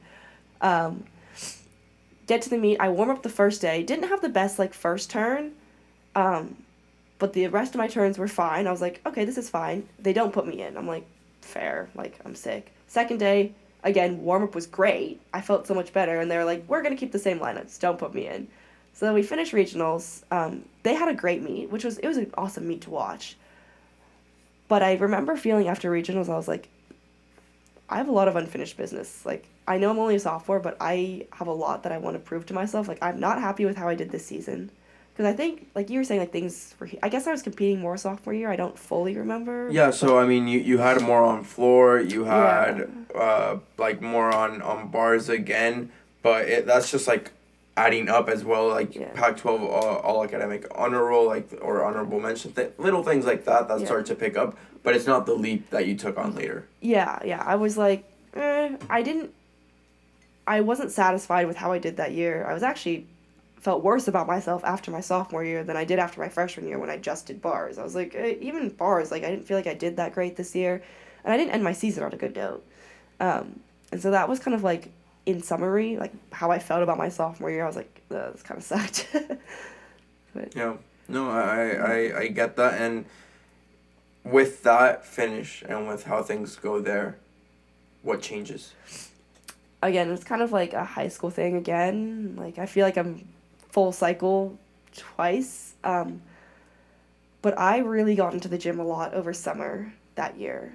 And not just like doing gymnastics, but getting in shape. Like again, you come to college, all of a sudden you have the dining hall, you can do whatever you want, you can eat whatever you want. You're not in the best shape that you were probably in when you were in club. And so that summer I forced myself to, like stay healthy, get in the gym, stay in shape. And I really think I used my season as motivation because I was really unhappy with how I did. I was like, and it was kind of like that time where I was like, I feel like shit. Like I'm just, like you spring ball. Like you're like, I don't like how I played. I was like, I don't like how I did all year. And like, I feel like I had opportunities to change it and I didn't. I just did the same thing that I do day in and day out, and I didn't actually make a change that year. And so that summer, again, got into the gym, stayed in shape, and that helped. I think things just kind of like catapulted from there. What was it specifically? Did you find your love for gymnastics again, or was it the preparation that gave you confidence, or was there anything specific? It was definitely the preparation that gave me confidence, because when I came back, so again, like during summer, you don't have to train. You could probably sit on your butt all summer and not train and then come back for preseason. Would it be hard? Yeah. Would it be a bad idea? Yes. You could do that, though, because we don't have mandatory training. But just, like, staying in shape over summer and then coming back for preseason and being like, my skills and my routines are easier for me now than they were during season last year. I can do better this year. Like, I have goals I want to work towards. I want to start vaulting again, because I kind of stopped vaulting my sophomore year because I broke my foot before, and the coaches really wanted me on floor. They didn't want me on vault, so I just stopped vaulting. But I was like, I'm going to get back on vault because that's my favorite event. So I think, like, at least vaulting helped me because I enjoyed it. It's like, I'm going to, change my floor routine, get some dance that I actually like, get some music I like, I'm going to start treating myself like an all-around athlete. Because I think being a specialist, to a certain extent, you put yourself in this box of, oh, I just do bars. Like, I train the other events for fun, but because I just because I just compete bars, I'm a bar specialist. But being like, you know what, no, I'm not just a bar specialist, I'm an all-arounder. Like, I have the ability, I know I can contribute on all 4 events. I need to train every single event like I'm going to be competing next weekend. Wow, so that's the fake it till you make it mentality. Absolutely. In all honesty, I honestly hate that phrase. Like, I can't with that, because to me it's like, don't fake it, just be. But that makes sense for the first time ever for me, that you were in your own head like, I am an all-around, and you were in a way like, you weren't manifesting it at all, but you were manifesting it through the preparation that you were putting in, if that makes sense, right? You were preparing for it because you wanted to become it, and you did. And that's the first time that phrase has made sense to me. So I agree. I didn't love that phrase for the longest time, because I was like, oh, fake it. Like, why would I fake anything? But like, that's kind of how I think about it, of like, again, it's not quite manifesting, but I'm an all-arounder. Maybe I didn't compete all-around last year, but I am an all-arounder, so go act like one. Just do it, Wow, yeah, that's awesome, and that you had that change, and you did take a leadership role there as well, so did that help? It definitely did. Again, like, that year was when our culture started being one of, we love each other, and I saw the leader that I didn't want to be. I didn't want to be someone that demanded respect, because I feel like leadership is not something you can command or demand at all. It's something that, people look up to you because of who you are as a person, who you are, inside and outside the gym, and I wanted to be a good role model for everyone else. So I was like, if I just be myself, and if I just, be the best version of myself, inside, outside of the gym, like whatever, I'm going to be the leader that I want to be. And I'm going to be someone, like, I want to be someone that people can come to for advice whenever, like, they need to, that they can trust. And I feel like I did that pretty well. And I was like, I know that my first 2 years here, I didn't really have that person that I could look up to, of like, I want to be like her when I get older. Or I have a problem that I want to work through. I want to go talk to her about it because I trust her advice. And I didn't really have that. And I was like, I would want nothing more than to become that person. And I feel like that was kind of like my leadership approach of like, again, I'm not going to demand that everyone listens to me during team meetings. Would it be nice? Yeah, but I'm just going to be myself, and if I'm someone that they respect, they're going to come to me, and they're going to trust me, and they're going to listen to me. Yeah. And that's what's it. Wow, that's awesome that you found that way of doing things. Obviously, it's hard having that example first of who you don't want to be, but in a way, it helps out a lot, right? Like, it's there's books and stuff like that of how to be a bad leader, and it's like, why would you want to do that? But having that example of what you don't want to be, and then finding yourself is awesome. So, yeah, I definitely agree with you. I think that leadership, like respect, is earned. It's not demanded. It's not asked for. So that's special. Your junior year. So we're climbing, right? We're doing better. Again, you're doing better. You're in the all around now. You start getting time there. What was that experience like? Is it hard work paying off and your confidence starts to grow, or what was that like for you? It definitely was that. I think I don't remember the most about my junior year, but I think I started my junior year just doing bars. I think I was sick for the first meet or so, and then I came back and adjusted bars, and then slowly added vault, and then because it was gradual. I didn't just start all around immediately, but then started doing bars and vault pretty consistently. And then I remember Cayenne and I were talking about this the other day. She was jumping around before floor, and she rolls her ankle, and I'm first alternate, and I'm like, there's no way. I was like, there's no way she just did that, because at that time, I was not confident in my floor ability at all. I was like, I would rather do anything else other than floor. Like, put me on beam before floor. I'm not good at floor. I'm scared of floor. Please, anything but this. And she did that, and I was like, oh my God, this is not happening. I was like, I'm not ready. I'm not ready for floor. And, that was the one time where I couldn't be like, oh, I'm ready. Like, I'm an all-arounder. Like, you can say that as much as you want until the moment comes, and you're like, oh, crap. Yeah. I don't know if I'm ready for this. And, Liz looks at me, she goes, yep, you're in. And I'm like, oh, I'm, shitting myself. Like, this is not real. But, again, I think having that opportunity and being forced to, not forced, but you know what I mean, forced to go out there and compete really did build my confidence throughout the rest of the season of, no, I am an all-arounder. I can do this. And then competing all-around, actually collegiately for my first time ever, unfortunately, because I believe my teammate tore her ACL during warm-up that meet. Yeah, so we were on vault. I think she tore her ACL, just landed wrong, and we were like, oh, crap. And then I don't even know if I was alternate on beam, but they were like, you're up, you're going. But competing all around for the first time since senior year of high school, and I think I won, was a pretty crazy experience for me, and it was a lot of confidence building, definitely. Yeah, like I already previously mentioned, I've had a good amount of these this week, and 2 days ago, Sindo was here, Matthew Sindrick, and we talked about the same thing, it's that Tom Brady fairy tale story of there's an injury, which is super unfortunate, but time to shine. Yeah. You've been working for this, hop in and see what happens, and it's a confidence booster, and it worked for you. I mean, you start doing way better. You get time, like I said, in the all-around 16 out of 17, 6 for 6 vault, 6 for 7 bars, 2 for 2 beam, 2 for 2 floor, which you show that difference in the numbers, right? Yeah. And things are going well for you. And we reach the point of a conversation that happens every single time. That is, things are going amazing. Things are going perfect. Right. And then COVID hits. Right. What was that like for you? It was, I don't even know, it was just crazy. I think in the moment, obviously, we were like, oh, this sucks. We were doing well as a team. We were top 10, maybe top 15 at least. 10, yeah. Top 10. Finally, we loved each other. So doing the gymnastics was fun. Performing was fun. And then everything is shut down, And I think in the moment we were like, oh, this sucks. But looking back, I mean, obviously it wasn't a great experience, but our team that year was definitely going through quite a few injuries, as I mentioned. I had another friend who hurt her elbow. We had 3 knee surgeries, a broken foot. I think there were about 7 people competing. And so for 24 routines. That's never happened before. It's a ghost.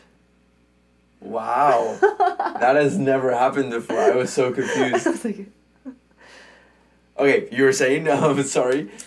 we had quite a few injuries, and so not like it was a blessing in disguise, because COVID definitely was not a blessing, but at least it gave everyone time. Like, if we're going to look on the bright side, it gave everyone time to heal and kind of like get their body back in good condition, because our team was pretty beat up by that point. Wow. Okay, you're the third gymnast that has come here, and I hadn't heard of that story. I didn't know there were so many injuries. So Yeah, I mean, it was just like it was one of those unfortunate years that, like, you know, what can you do? yeah, because from what I understood, I thought you guys were headed to postseason very strong. Like, you guys were doing very well. I mean, we did mention you were top 10. Yeah. But with that amount of injuries. Yeah, we definitely would have done well postseason, but like everyone was exhausted. But like, again, we were a great team. Like, we could have done really, really well. So it was kind of like oh, bummer, this kind of sucks, because for once, you know, we're doing well all season. We could do really well at Pac-12s. We're going to do well at regionals. We could make nationals easily. Not easily, but we're a good enough team that we could really make nationals. Like, we're great. And then this shutdown happens, and it's like, oh, that sucks. But the one good thing is that everyone can finally rest.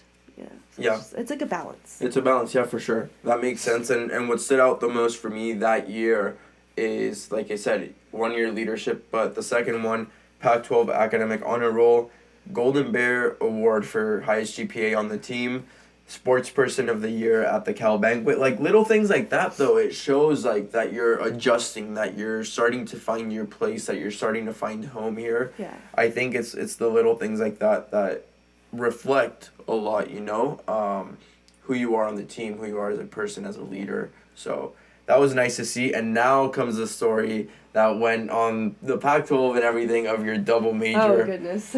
Take me through that. Like, what was going through your mind? From what I've read, it was you took a micro econ class, did not like it, and then you were like, you know what, like, no more business. What made you decide to try business? I know you were like talking with your former counselor Meredith, and she was just like, try it, but why? What's your interest in business when you already have molecular and cell biology or MCB going for you? So, again, both my parents work finance, so I've been growing up around the business world my entire life. Been very familiar with it. You know, the news is always on, the Financial Times is always on the kitchen table, Wall Street Journal, all that stuff. So, again, very big part of my childhood. My dad likes to talk, so he'll always talk about, like, what he's doing at work or, like, what's going on in the world. Was always very exposed to it. Got to college, was like, I really love biology. I think it's super cool. But I also like business, you know. I'm kind of in between both. I'm going to do the prereqs for biology because that's applicable anywhere. Like, I can always use a math. I can always use a physics. All that. I think biology, like, general biology is pretty cool. I can use that anywhere. And then I was scared to apply to the Haas School of Business initially because I didn't want to force myself into a box of just business. Because I feel like once you're on the Haas track, it's, like, very just business. And I was like, I would like to be kind of more well-rounded. I still love biology, so I'm going to, you know, continue with this biology thing. Maybe I'll do econ. Again, took micro, was like, ooh, this is not for me at all. I love math, but this is not for me. And it didn't even cross my mind that I could do both. Because it would just seem so ludicrous to be like, oh, I can do MCB and I can do Haas. Because those things, it just never really came to me. And then Meredith was like, you could get a simultaneous degree. And I was like, well, it's too late. I missed my application point. It's my junior year. Like, I'm too late for this. Or it was my end of my sophomore year because I had to choose classes for junior year.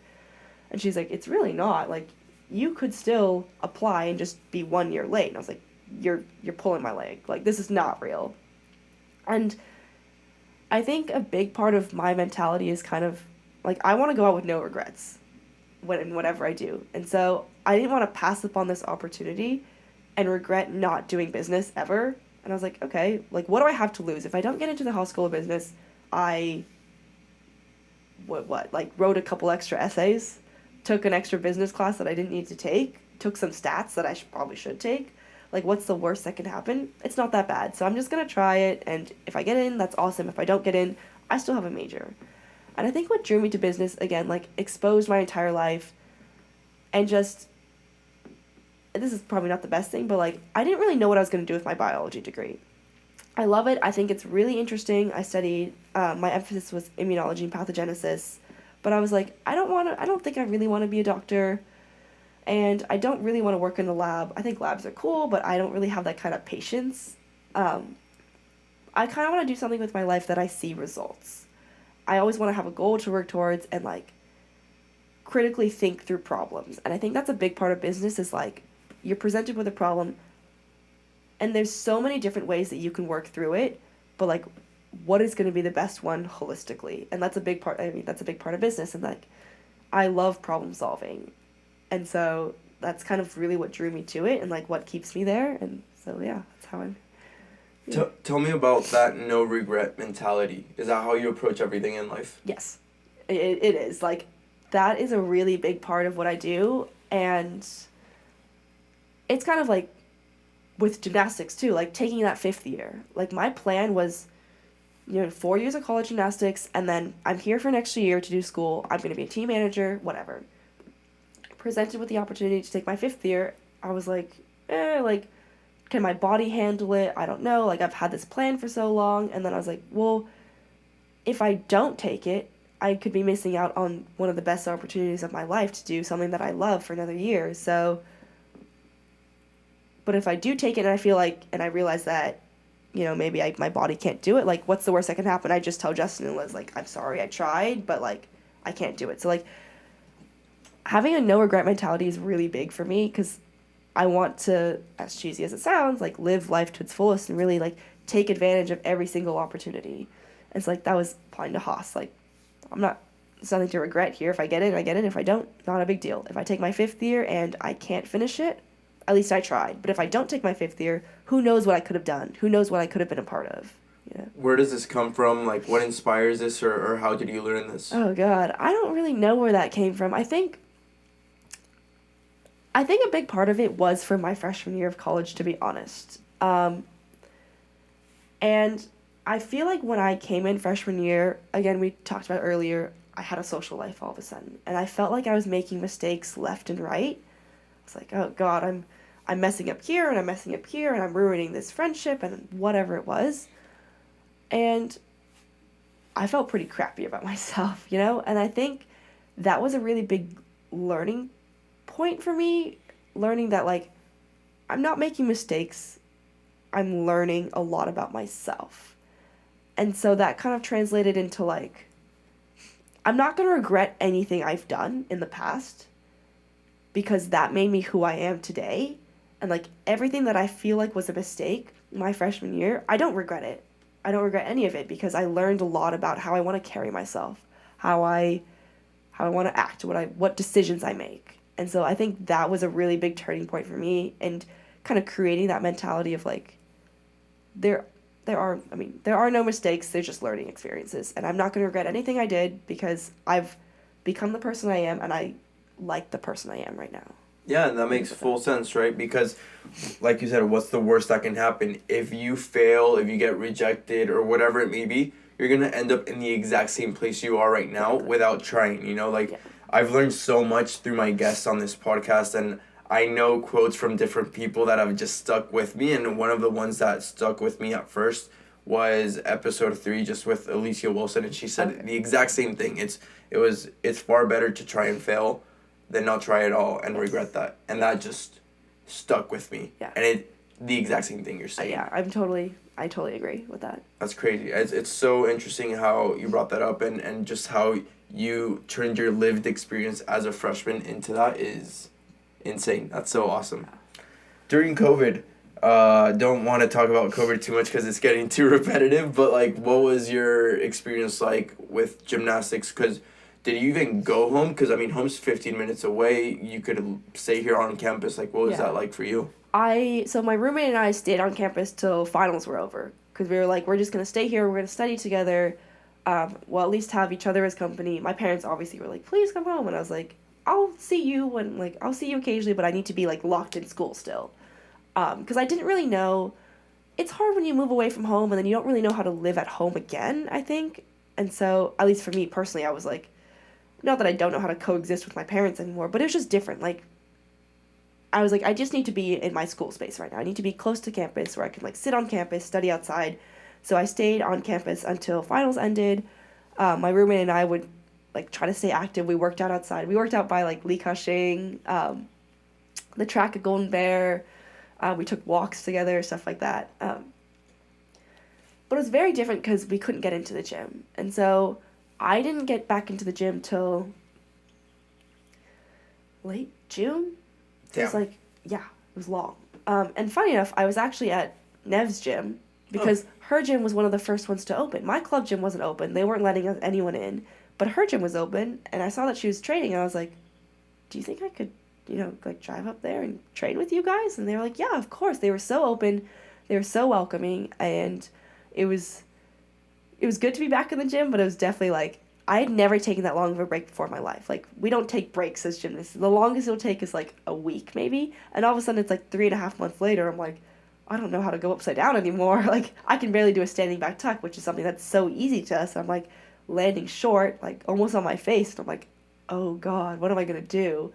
So it's definitely an inexperience, to say the least. Yeah, I mean, Nev was saying the same thing, right, of soft hands with the calluses and things like that, and I completely get it because I was telling her, well, we can stay fit by running, or like we can kick a ball against the wall and things like that, but the equipment you guys have, like it's the same thing with being retired now, like you just can't go in a gym and casually do that the same way you can just casually get a ball. Like it's not going to work that way. So, yeah, that is crazy. It took that long, but how was your schedule being on your own? Like if a normal week here is 20 hours, how many hours were you putting in per week, or were you not that consistent? When I was working at Nev's gym, oh god, I was not that consistent. I would go, so I had a couple other teammates from club that both came home for COVID, and so 3 of us went, and at least we were able to hold each other accountable, but we only went like 3 times a week, sometimes twice, and then it started like dwindling down to like, because they practice at 7 a.m. I think, so we had to leave at like 6:15, and so slowly it was like, oh, I don't think I could get up this morning, like, sorry about that. Definitely not as consistent, and then we eventually got into my club gym, which was close for all of us, and so at least we were all able to not have to drive 45 minutes to get there, but we still only went in like 3 days a week, I want to say, when we had time, and it was very different, because again, 20 hours a week to 6, 7, maybe? Yeah. Like, and then it was hard because we were training on our own. So we didn't have a coach. Sometimes the gym was just empty except for us 3. And so it's like, how much do you really want to do after not being in the gym for 3.5 months on your own? Yeah. It's like, oh, I really don't want to get hurt. Like, I'm going to stay in shape. I'm going to work on my basics, but I would rather not throw these massive skills with no one to supervise me. So it's just interesting. Yeah, no, that's interesting. I know you guys come back in October. You're back training with the coaches. Everything's going well. No COVID spells up until then. No, right? No. Okay, so you're good. But then you have what seems to me like the season of your life, like a same thing as high school. It's replicated your senior year, you go off. I don't even want to dive into what ended up happening, just like from your perspective. What changed, what happened, like what was it that resulted in this? That's a really good question, and I've also been thinking about, like, I don't know how I did that, because again, I'm pretty old now. I was pretty old last year. Like, I feel like typically you don't peak your senior year, but I think somehow it was just a continuation of the previous season of my junior year, and it was nice because, again, over the summer we didn't have a lot of supervision, but I was able to play with a lot of skills. I think I was able to find, like, a more playful side to gymnastics for that time being, and then kind of brought that with me back to my senior year. I was like, oh, I want to try this, and like, I played with this over the summer, let me try this. And so just kind of like rekindling, not like I ever lost joy for the sport, I didn't, but just like, it was a lot stronger when I came back. And I think a big part of at least my last year, was be grateful. Be grateful that you have this opportunity to go out there and compete. be grateful that you're able to spend time with other people, as like your teammates, your coaches, and like that was my social interaction right there. And so I think as my senior year in high school was more of like have fun. I still wanted to have fun my senior year, but an added layer of just be grateful. And I think that helped take pressure off of the performance, and just like you go out there, you do what you know how to do. And again, I thought that was my last year of gymnastics, so I was like, give it your all every single day. And I think the results kind of spoke for themselves. They definitely did. I mean, you received your first regular season All-American, which is awesome. Pac-12 first team on bars, 6 wins, 11 top threes. Pretty good. And again with UW, you placed the high on bars. The 995, that's a great score. You had 995 versus UW, 9-9 on bars at Pac-12s, 9-9 bars at regionals and on vault, which you were a champion on. And then at NCs, you had a 985 on vault and 98 on bars. A question from my conversation with Ugo yesterday. We talked about how important moments are. He mentioned to me that last summer he competed in Tokyo. Before that, he competed in Europeans. And in between, there was just an international meet in Barcelona that he was in. He posted his best time in Barcelona. Okay.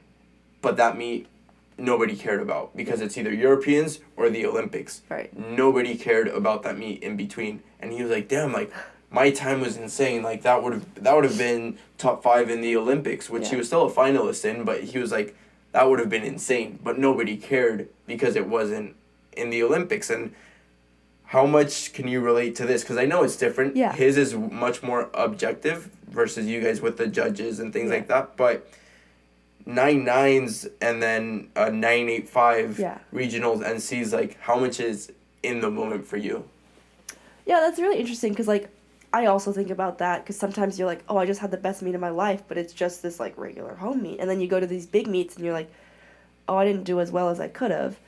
And I think, at least personally for me, I try not to dwell on things like that because I know that if I do think about that, I'm going to bring myself into a downward spiral of, like, oh, I suck, I didn't do well, like, I let my team down, like, all that stuff. And so it's like, at the end of the day, like, I think your performance just based on, I mean, it's not, but, like, for me, it's, like, it's how I feel. If I can go out there and, like, I can give it my all and at least be proud of what I did, then it's okay. Like, I try not to put too much pressure on moments that are seemingly more important than others.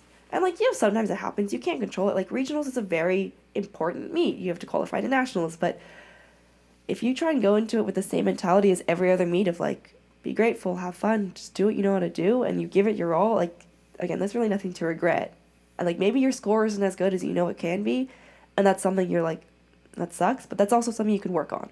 So it's kind of one of those things that I try not to give too much energy to, because I know if I do, it's just going to drag me down, Yeah, it's focusing on the things you can control and ignoring the rest, and you control the effort, but not the results, right? And yeah, that's exactly what you're saying, and it seems so much more peaceful and as if it attracts more success that way, which is awesome to see. I was just asking because what Ugo said yesterday, it's the first time that I've ever considered that success is preparation and opportunity. Like, because I had never realized, like, for your sports, you guys really depend on specific events and moments, and versus soccer, like, you're just playing. Obviously, there's the final or playoffs or in season, but it's very not much is going to change from one game to another on performance. Is the point I'm trying to make. With what you can control, do you ever get annoyed at judges? Because it like, for me, I can't imagine my score depending on the ref or something like that. So, like, with the judges, how do you cope with that? It definitely happens. I mean, one example I can think of this year is we went to Ohio State and we had what I would consider a great bar rotation. And, usually we get 985 plus. A lot of 9-9s because we're a great bar team. We had a great bar coach. He actually just left to be the UCLA head coach. but we were getting 9.7s, and we were like, what the heck? And like, that's one of those things where we're all collectively frustrated, and it's like, that sucks, like, this is unfair. Even the coaches were like, what is going on? But it's unfortunate because there's really nothing you can do to control it, and the only thing you can control is your attitude towards it. And so, took our grips off. We're like, we're better than this. Like, we're better than the scores they gave us. We know we did a great job.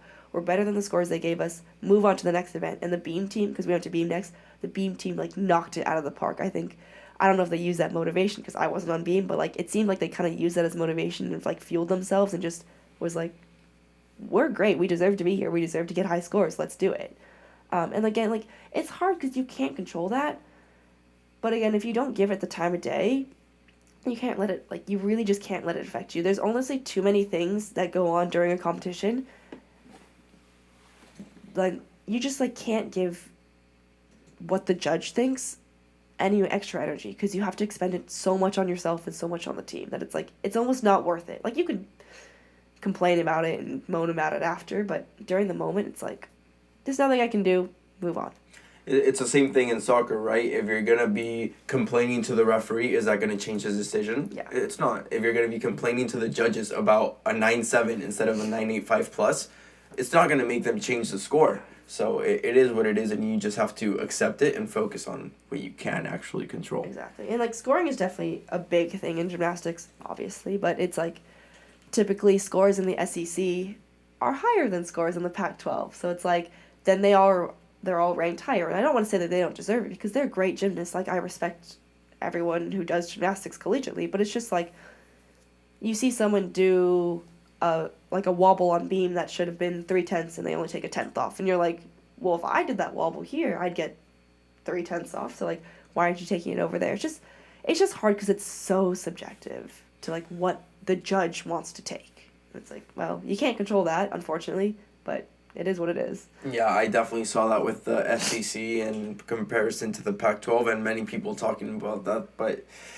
you can't control it, so it is what it is. When did you find out that you were going to do a fifth year? I know there was a big announcement between you, Emmy, Kayana, so Yeah.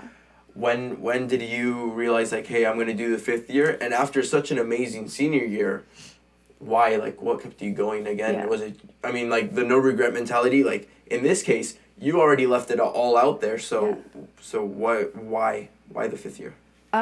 So I think the announcement that the NCAA made was around November, I want to say. That they were like, winter sports have an extra year of eligibility. And I remember I was in my kitchen, I was like making breakfast, and someone sent me the article, and I was like, no way. Like, this isn't real. This is winter 2020. Correct, before season. They made the announcement, and they were like, you have an extra year of eligibility. I was like, oh, cool. Like, kind of seemed like a fever dream, like, yeah, whatever. And then we had our end of semester meeting with my coaches. And they were like, by the way, you have this extra year of eligibility. We would love to have you back. And I was like, yeah, like, I'll think about it. I think it'll be super cool. It depends on how my body feels. And my coaches were like, you can definitely tailor your gymnastics to how you feel. Like, if you just want to be a bar specialist involved, like, or just bars, like, that's fine. Funny enough, I wasn't, which I hold over their heads every day. But I was like, okay, I'll think about it. And I think having the season I did, especially with the team that we had, made my decision for me. Like, there was never a moment where I, like, went up to Justin and Liz and was like, I'm doing my fifth year. I think by the end of my senior year, it was kind of a given that I was coming back. Because while we didn't have any fans, while it was hard to train in the gym with a mask on and everything, it was so worth it because of the people that I was surrounded by. I was like, this team is incredible. I want nothing more than to be a part of this group of people for one more year. And again, like, the no regret thing was a big part of my mind. Like, I know I left it all on the floor my senior year. I'm proud of how I did. I think that was probably my best season, but I know that I can contribute more to this team, and I would love to be a part of its continued success, and I might as well do it, you know? It's just the people you surround yourself with, I think, that made the decision so easy. It wasn't even like, it really was never a decision for me. It was kind of a given. Like, I'm going to come back for fifth year. I'm just going to do it, obviously. Like, of course I'm going to do it. That's so awesome that you guys have that team culture that inspires that within you, and it's like how not to want to come back. And you ended up playing a crucial role, which was already obvious with the leadership, right? But you guys did have a few injuries, some COVID cases, some other personal issues that came up, and you did again step up the role of the all around. And I know, like I saw that you had said that you wanted to tailor it down, and that was definitely not the case. Not the case. I definitely did more gymnastics this year than I have ever done in my entire life. Because it was so funny, because I was like training, and I was like, even my trainer came up to me, she's like, so when are you going to retire floor and beam? I was like, yeah, good question. I don't know. Like, maybe soon. Never happened. Yeah. You went 31 for 33, 11 for 11 on vault, which is your favorite. Finally happened. 11 out of 12 on bars, 1 for 1 on beam, and 8 out of 9 on floor. That is an entire package season right there. That is a way to go out with no regrets. Yeah, I definitely don't. Yeah, I have no regrets on my career at this point. Like, I'm proud of how I did last year. I'm proud of my entire career. I'm proud of the team. There's just nothing more I wish I did, honestly, at this point. Yeah, and I feel like what was said with the double degree article, like the way your teammates describe you, it's with one word, which is superwoman, right? Like they always say that. It was Abby that said that if she could be half as cool as you, or that she wants to grow up to be just like you. And I feel like that's the role that you were playing as a fifth year. Like it was like Nina the leader in a way, or Nina like our inspiration that keeps us going and things like that. And you could tell like with the passion that you were competing and everything, you know. I think it definitely did have a different tone to it. And although it wasn't like at the same level that it was your senior year, you definitely had to step up and take one for the team, quite literally, like body wise, and and you did it. I think you, like, again, I'm not the coach, I'm not like pretending to know everything, but from how I interpret it from outside, you stepped up to that role, and that's so crucial in the team. Yeah, no, it was a really good year, and I, again, as a leader, I just want to be a good role model, and I want to be an inspiration for especially the underclassmen who are just getting to college. And I mean, I know how I felt as an underclassman. I didn't know who I was. I didn't know who I wanted to be. I didn't feel like I had anyone to look up to, and I just kind of want to be that example of, like, you could do this and more. Like, you could be so great here. You can do whatever you want, find your passion, follow your heart, do whatever, and, like, you're going to love it. Like, college should be so fun, and I just want everyone to have, like, the best college experience they could possibly have, you know? That's so awesome. That's awesome. Towards the end, you pushed through it one last time. How was that, like an injury right before Pac-12s, God. And then you battled through it at regionals? What was that like? Oh God. So it was the day that we were gonna leave for regionals. So it was Thursday. I was doing a floor routine. I remember I was exhausted that day. I was like, I don't know if I, like, even Justin came up to me, he's like, you don't have to vault if you don't want to. And I was like, no, like, I can vault. I'm just gonna finish this floor routine and I'm gonna go to vault. Finish my assignments. Last pass, do my pass, roll my ankle into my, like, I just rolled my ankle and was like, crap. And it felt like, I think it was really hard for me because I was like, I don't want to go out this way. I did not come back for fifth year. I did not do all this gymnastics to go out on a rolled ankle. Like, this is so dumb. And so, it was Pac-12's training day. I didn't do anything, didn't do any landings. And then for Pac-12's, the actual competition day, I was like, I'm gripping up and I'm going to do my dismount and I'm going to at least be an alternate, like, be an option for the team. And I think, looking back on it, I have no idea how I did that. And then continue to train for, like, regionals. I don't know. It's just a crazy experience. And, like, I remember talking to Justin Liz at Pac-12s, and I was like, my goal is to not compete Pac-12s, and then I'm going to come back on vault and bars for regionals. Like, I'm just going to push those two events in the gym, and then that's it. And they were like, okay. So I get back into the gym, like, Monday or Tuesday, and I'm doing bars. I finish bars, I go to beam, and Liz has me do, like, instead of beam, she has me do dance moves on floor. And I was like, why is she having me do dance moves on floor? Like, I'm not trying to come back on floor. I'm doing these dance moves on floor, And in my head, I'm like, no way. There's no way I'm going to give up right now. Like, there's absolutely no way. So I go up to her and I'm like, Liz, before regionals, I'm going to come back on all 4 events. She was like, okay. And that was it. And I was like, if I'm going to go out on any sort of note, I need to give it my all. Like, if I didn't want, like, obviously we wanted to make nationals, but I was like, if regionals is my last meet, or regardless if regionals is my last meet, I'm going to give it my all. So I'm going to train all 4 events, and, like, we taped the crap out of my ankle, and by the end, like, right before regionals, like, our last training day, I did a floor routine on the floor, and was like, this is it. Just, I have nothing to regret now because I've done it all. I don't know, it was a crazy push. Again, I'm not quite sure how I did it or why I did it. Like, everyone, like, all my teammates were like, you're actually insane. Like, you're going to mess up your foot. And I was like, doesn't matter. I'm doing this for me. I'm doing this for the team because I want to help as much as I can. But also, like, personally, I want to give it my all. Like, I think a big part of me is, like, I like pushing myself. And I was like, I want to push myself as hard as I can right now. And, like, not prove to myself, but just do it, you know? That's so powerful.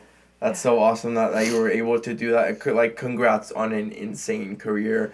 From what you called being a bad gymnast to being an All-American to pushing like this at the end. I think it just shows your character and who you are as a person, and that's awesome. We're coming up on time, but from what you were mentioning with pushing yourself, I mean, you did that as a gymnast, but you were a simultaneous degree during that time. You're going to commencement tomorrow. You're graduating in a few days from both. What was that like with time management, with your daily life, sacrifices? Take me a bit through that if you can. It was definitely very difficult. And again, looking back, I have no idea how I did it. Like, everyone's always like, oh, how do you do this? Like, can I get some tricks and tips? And I'm like, I studied all day. Like, I liked to put my classes all back. Oh, sorry. You're good. All back to back. So then I would have the rest of the day to do things. So I'd have like 3, 4, 5 hours of class back to back. And then I would just study for the rest of the day. And it's like, unfortunately, there's no secret formula as to, how you can do it. But again, with the pushing myself thing, I think that's something that's so important to me. Like, I don't do it for anyone else. At the end of the day, like, I'm pushing myself for myself, and I love pushing limits. And so, like, I don't know, it's just like, just study. Like, I would just sit down, bring out my notes, and just study. And I hate work that's not complete. And so if I'm like rewatching a lecture, I have to finish the whole thing. Or if I'm going through a chapter, I have to do the whole thing. There's no like, oh, let me take a break and come back to it later. It's like, no. Let me get it done right now so I can take a break later. And so I think that's also a big part of, like, how I was able to keep up with my academics, because I was like, I just got to get it done right now or else I'm going to feel so incomplete with it. I'm going to stress about it. And so personally for me, that's what worked really well, just sitting down and doing it all at once with no breaks. But I know that doesn't work for everyone. You're an all or nothing type of girl, and yes. I can relate to that as well. And even like from the start to finish thing, like even with little things, and it pisses my brother off a lot at times, but it's like we're watching a YouTube video, we're watching some movie or something, and it's bad. It's like we started, like, we have to finish. Reading a book, I don't like it. The advice that many people give is just drop it. I have to finish it. Or like podcast, same thing. And it's I'm sure there's some OCD in me that's keeping me like that, but yeah, I can relate to that. Do you have any interest outside? I know you were a tutor. I know you were an NCAA rep, a student employee. Like, how and why did you do that on top of your crazy schedule? Oh God, I was a tutor because I took classes with a lot of of my class. So that sounded really terribly, but 3 of us were MCV majors. So we all kind of took the same classes, and I found myself, not that they always needed help, but I found myself when they did need help, being able to explain things really well, and also learning a lot while explaining. So I was like, you know what, I feel like I'm kind of good at this. I think I'm going to try and help people because I know this material and I know I can help them and I know what works for me, and I want to be able to synthesize this information into something concise that they can get, that's going to help them in their test scores and make them feel more confident. So that's why I became a tutor. I really liked it. I did it for I think I only did it for a semester because then season hit and I was just like, overloaded, and I was like, I think I've put too much on my plate. So that's why I became a tutor. I really liked it.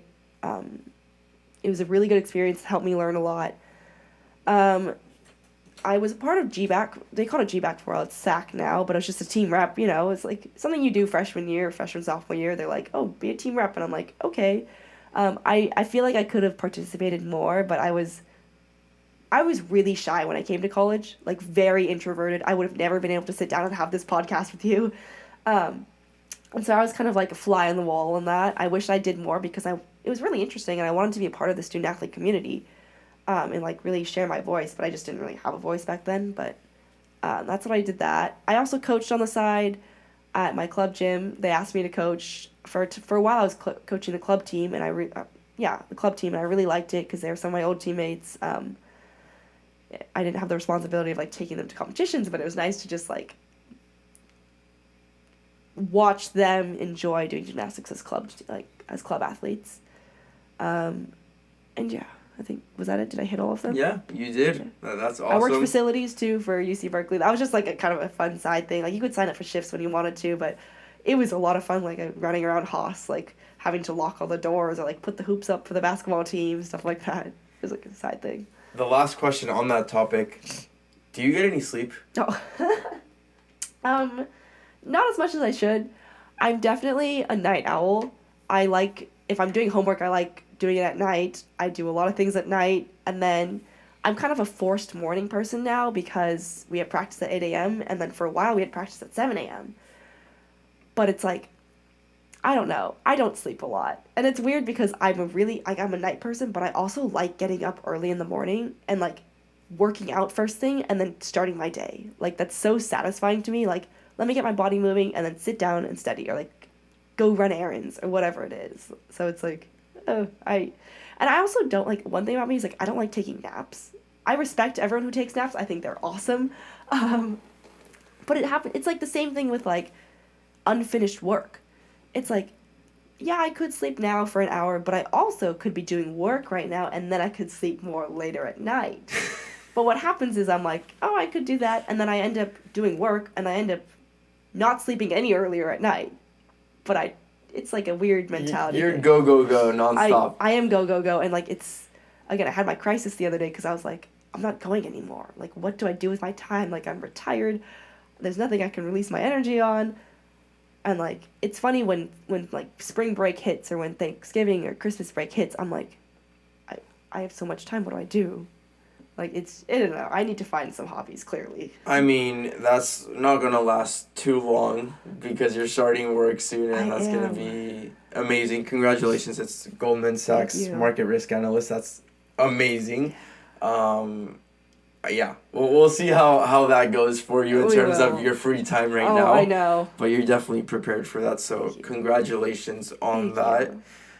To close off, I just have last 3 questions. Your thoughts on failure? I think failure is a very important learning experience. That's a really interesting question. I think personally, I'm hard on myself when I perceive things as failure, but at the same it's like a weird mentality of like, I'm really hard on myself, but at the same time, I'm like, it's whatever. Like, people fail, you get back up, you start again. It's hard, but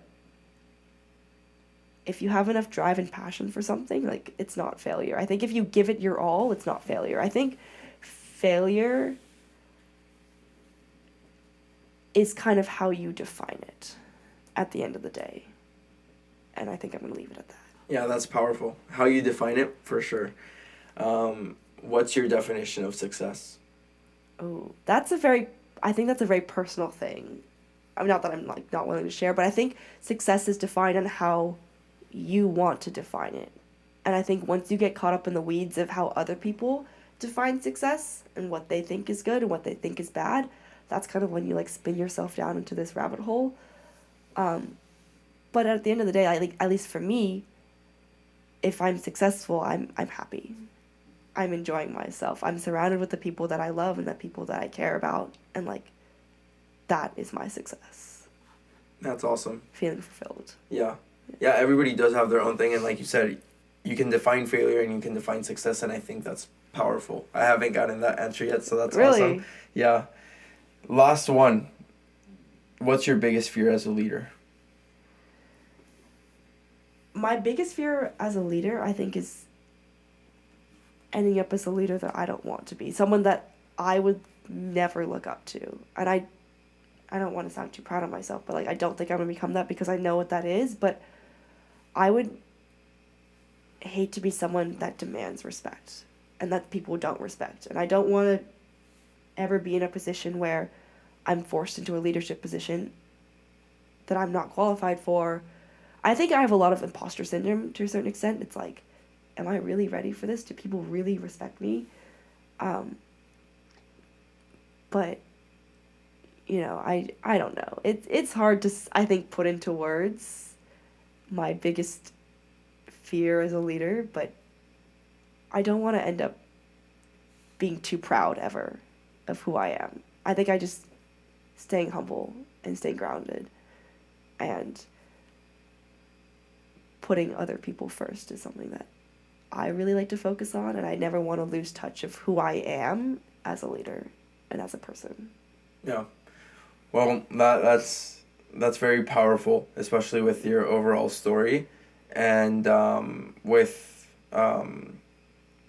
geez, what was I gonna say? With the imposter syndrome that you mentioned.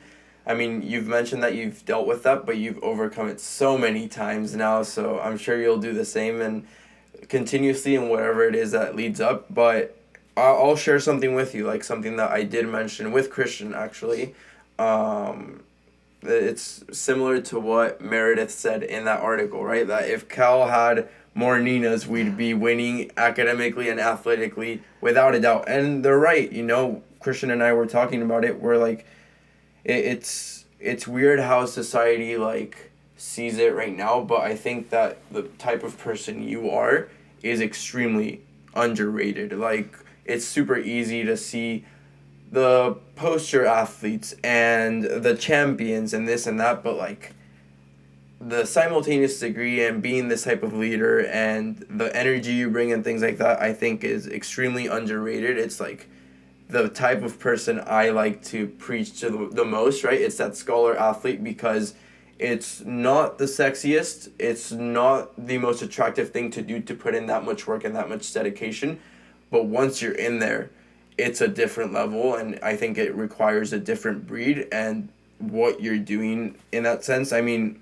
your job and your resume, it's a reflection of it, but I don't think enough people understand that until it's too late of, oh wow, look how successful Nina is, and it's like, yeah, no shit, look at how much time she spent working. But I think that the process, and Christian and I were talking about that, it's so underrated, and I don't think it should be overlooked at all. And like I said, first time we meet, but it's super noticeable. So wherever it is life takes you, don't think it doesn't go noticed, because it definitely does.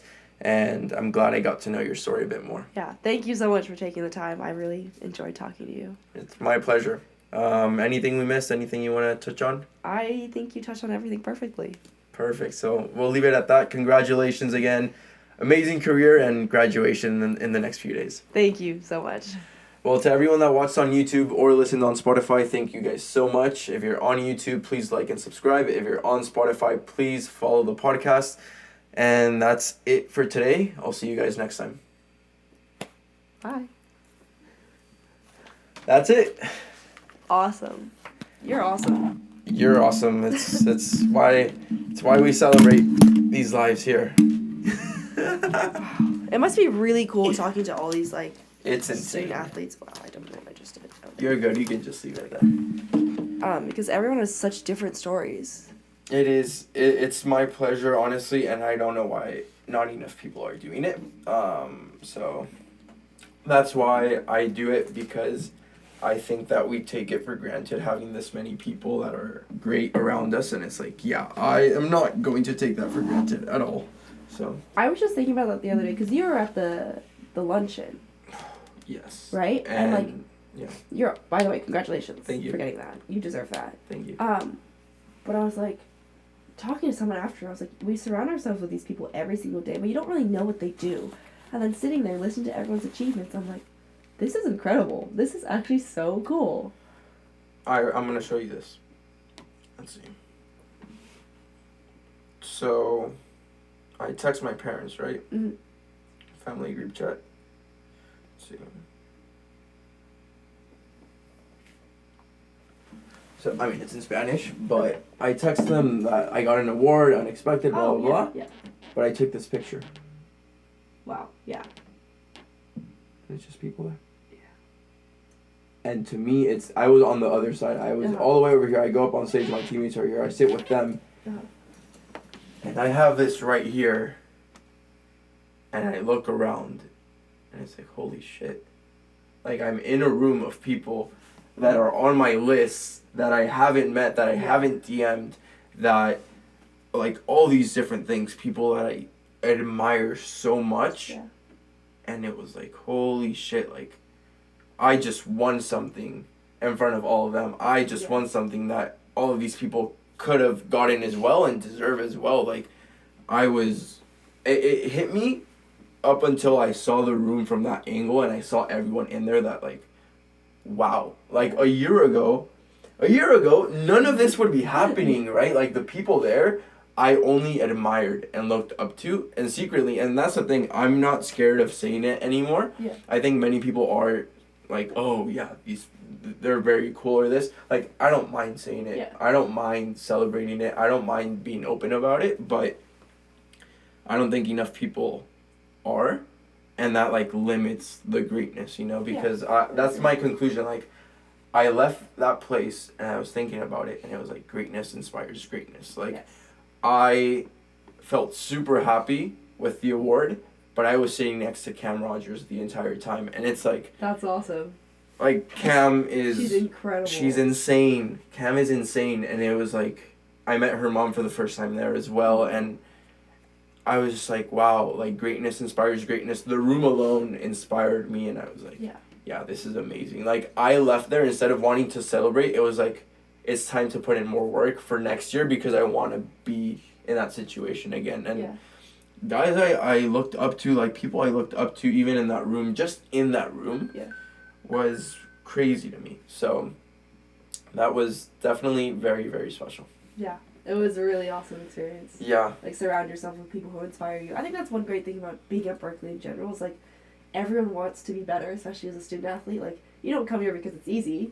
You know, so you're surrounding yourself with people who also want to push themselves to be the best version of themselves, inside, outside, the playing field, whatever it is. So it's a great experience. Yeah, it's a constant challenge. I haven't stopped recording, so I may leave that part on because that was pretty sick. But no, I mean, I think it is what makes Berkeley very special. Yeah. And we unfortunately take it for granted. Yeah. We think everybody's like this, but I've seen some people from different schools, got into hang out with them and things like that, and that is not the case everywhere. We are literally living in the 1 percentile, like top percentile, so I don't think we can take it for granted, but that is why I do this. That is why I get to know people, get to know their stories. Their stories also help me, like what I was talking about here. What I go through, I, like, find that inspiration through others, get those little quotes, save them in my memories. I'm able to reference people all the time, like, and this is how I am. Like, I was getting coffee with a friend the other day, and she was just, like, talking about normal things, and I was, like, referencing, like, different athletes here, and that's awesome. Yeah, that's awesome. How I gain my inspiration and thoughts. That's really cool. To pick people's brains. It's fun to see how people work. Yeah. Thank you so much for listening to today's episode. Make sure to subscribe to my podcast and follow me on my personal social media accounts for more, all at Fer Andraez. All links are in the description. If this episode inspired you in any way, please help me out by sharing it with a friend to help them leave their dent in the universe as well. That's it for today. I'll see you all next time.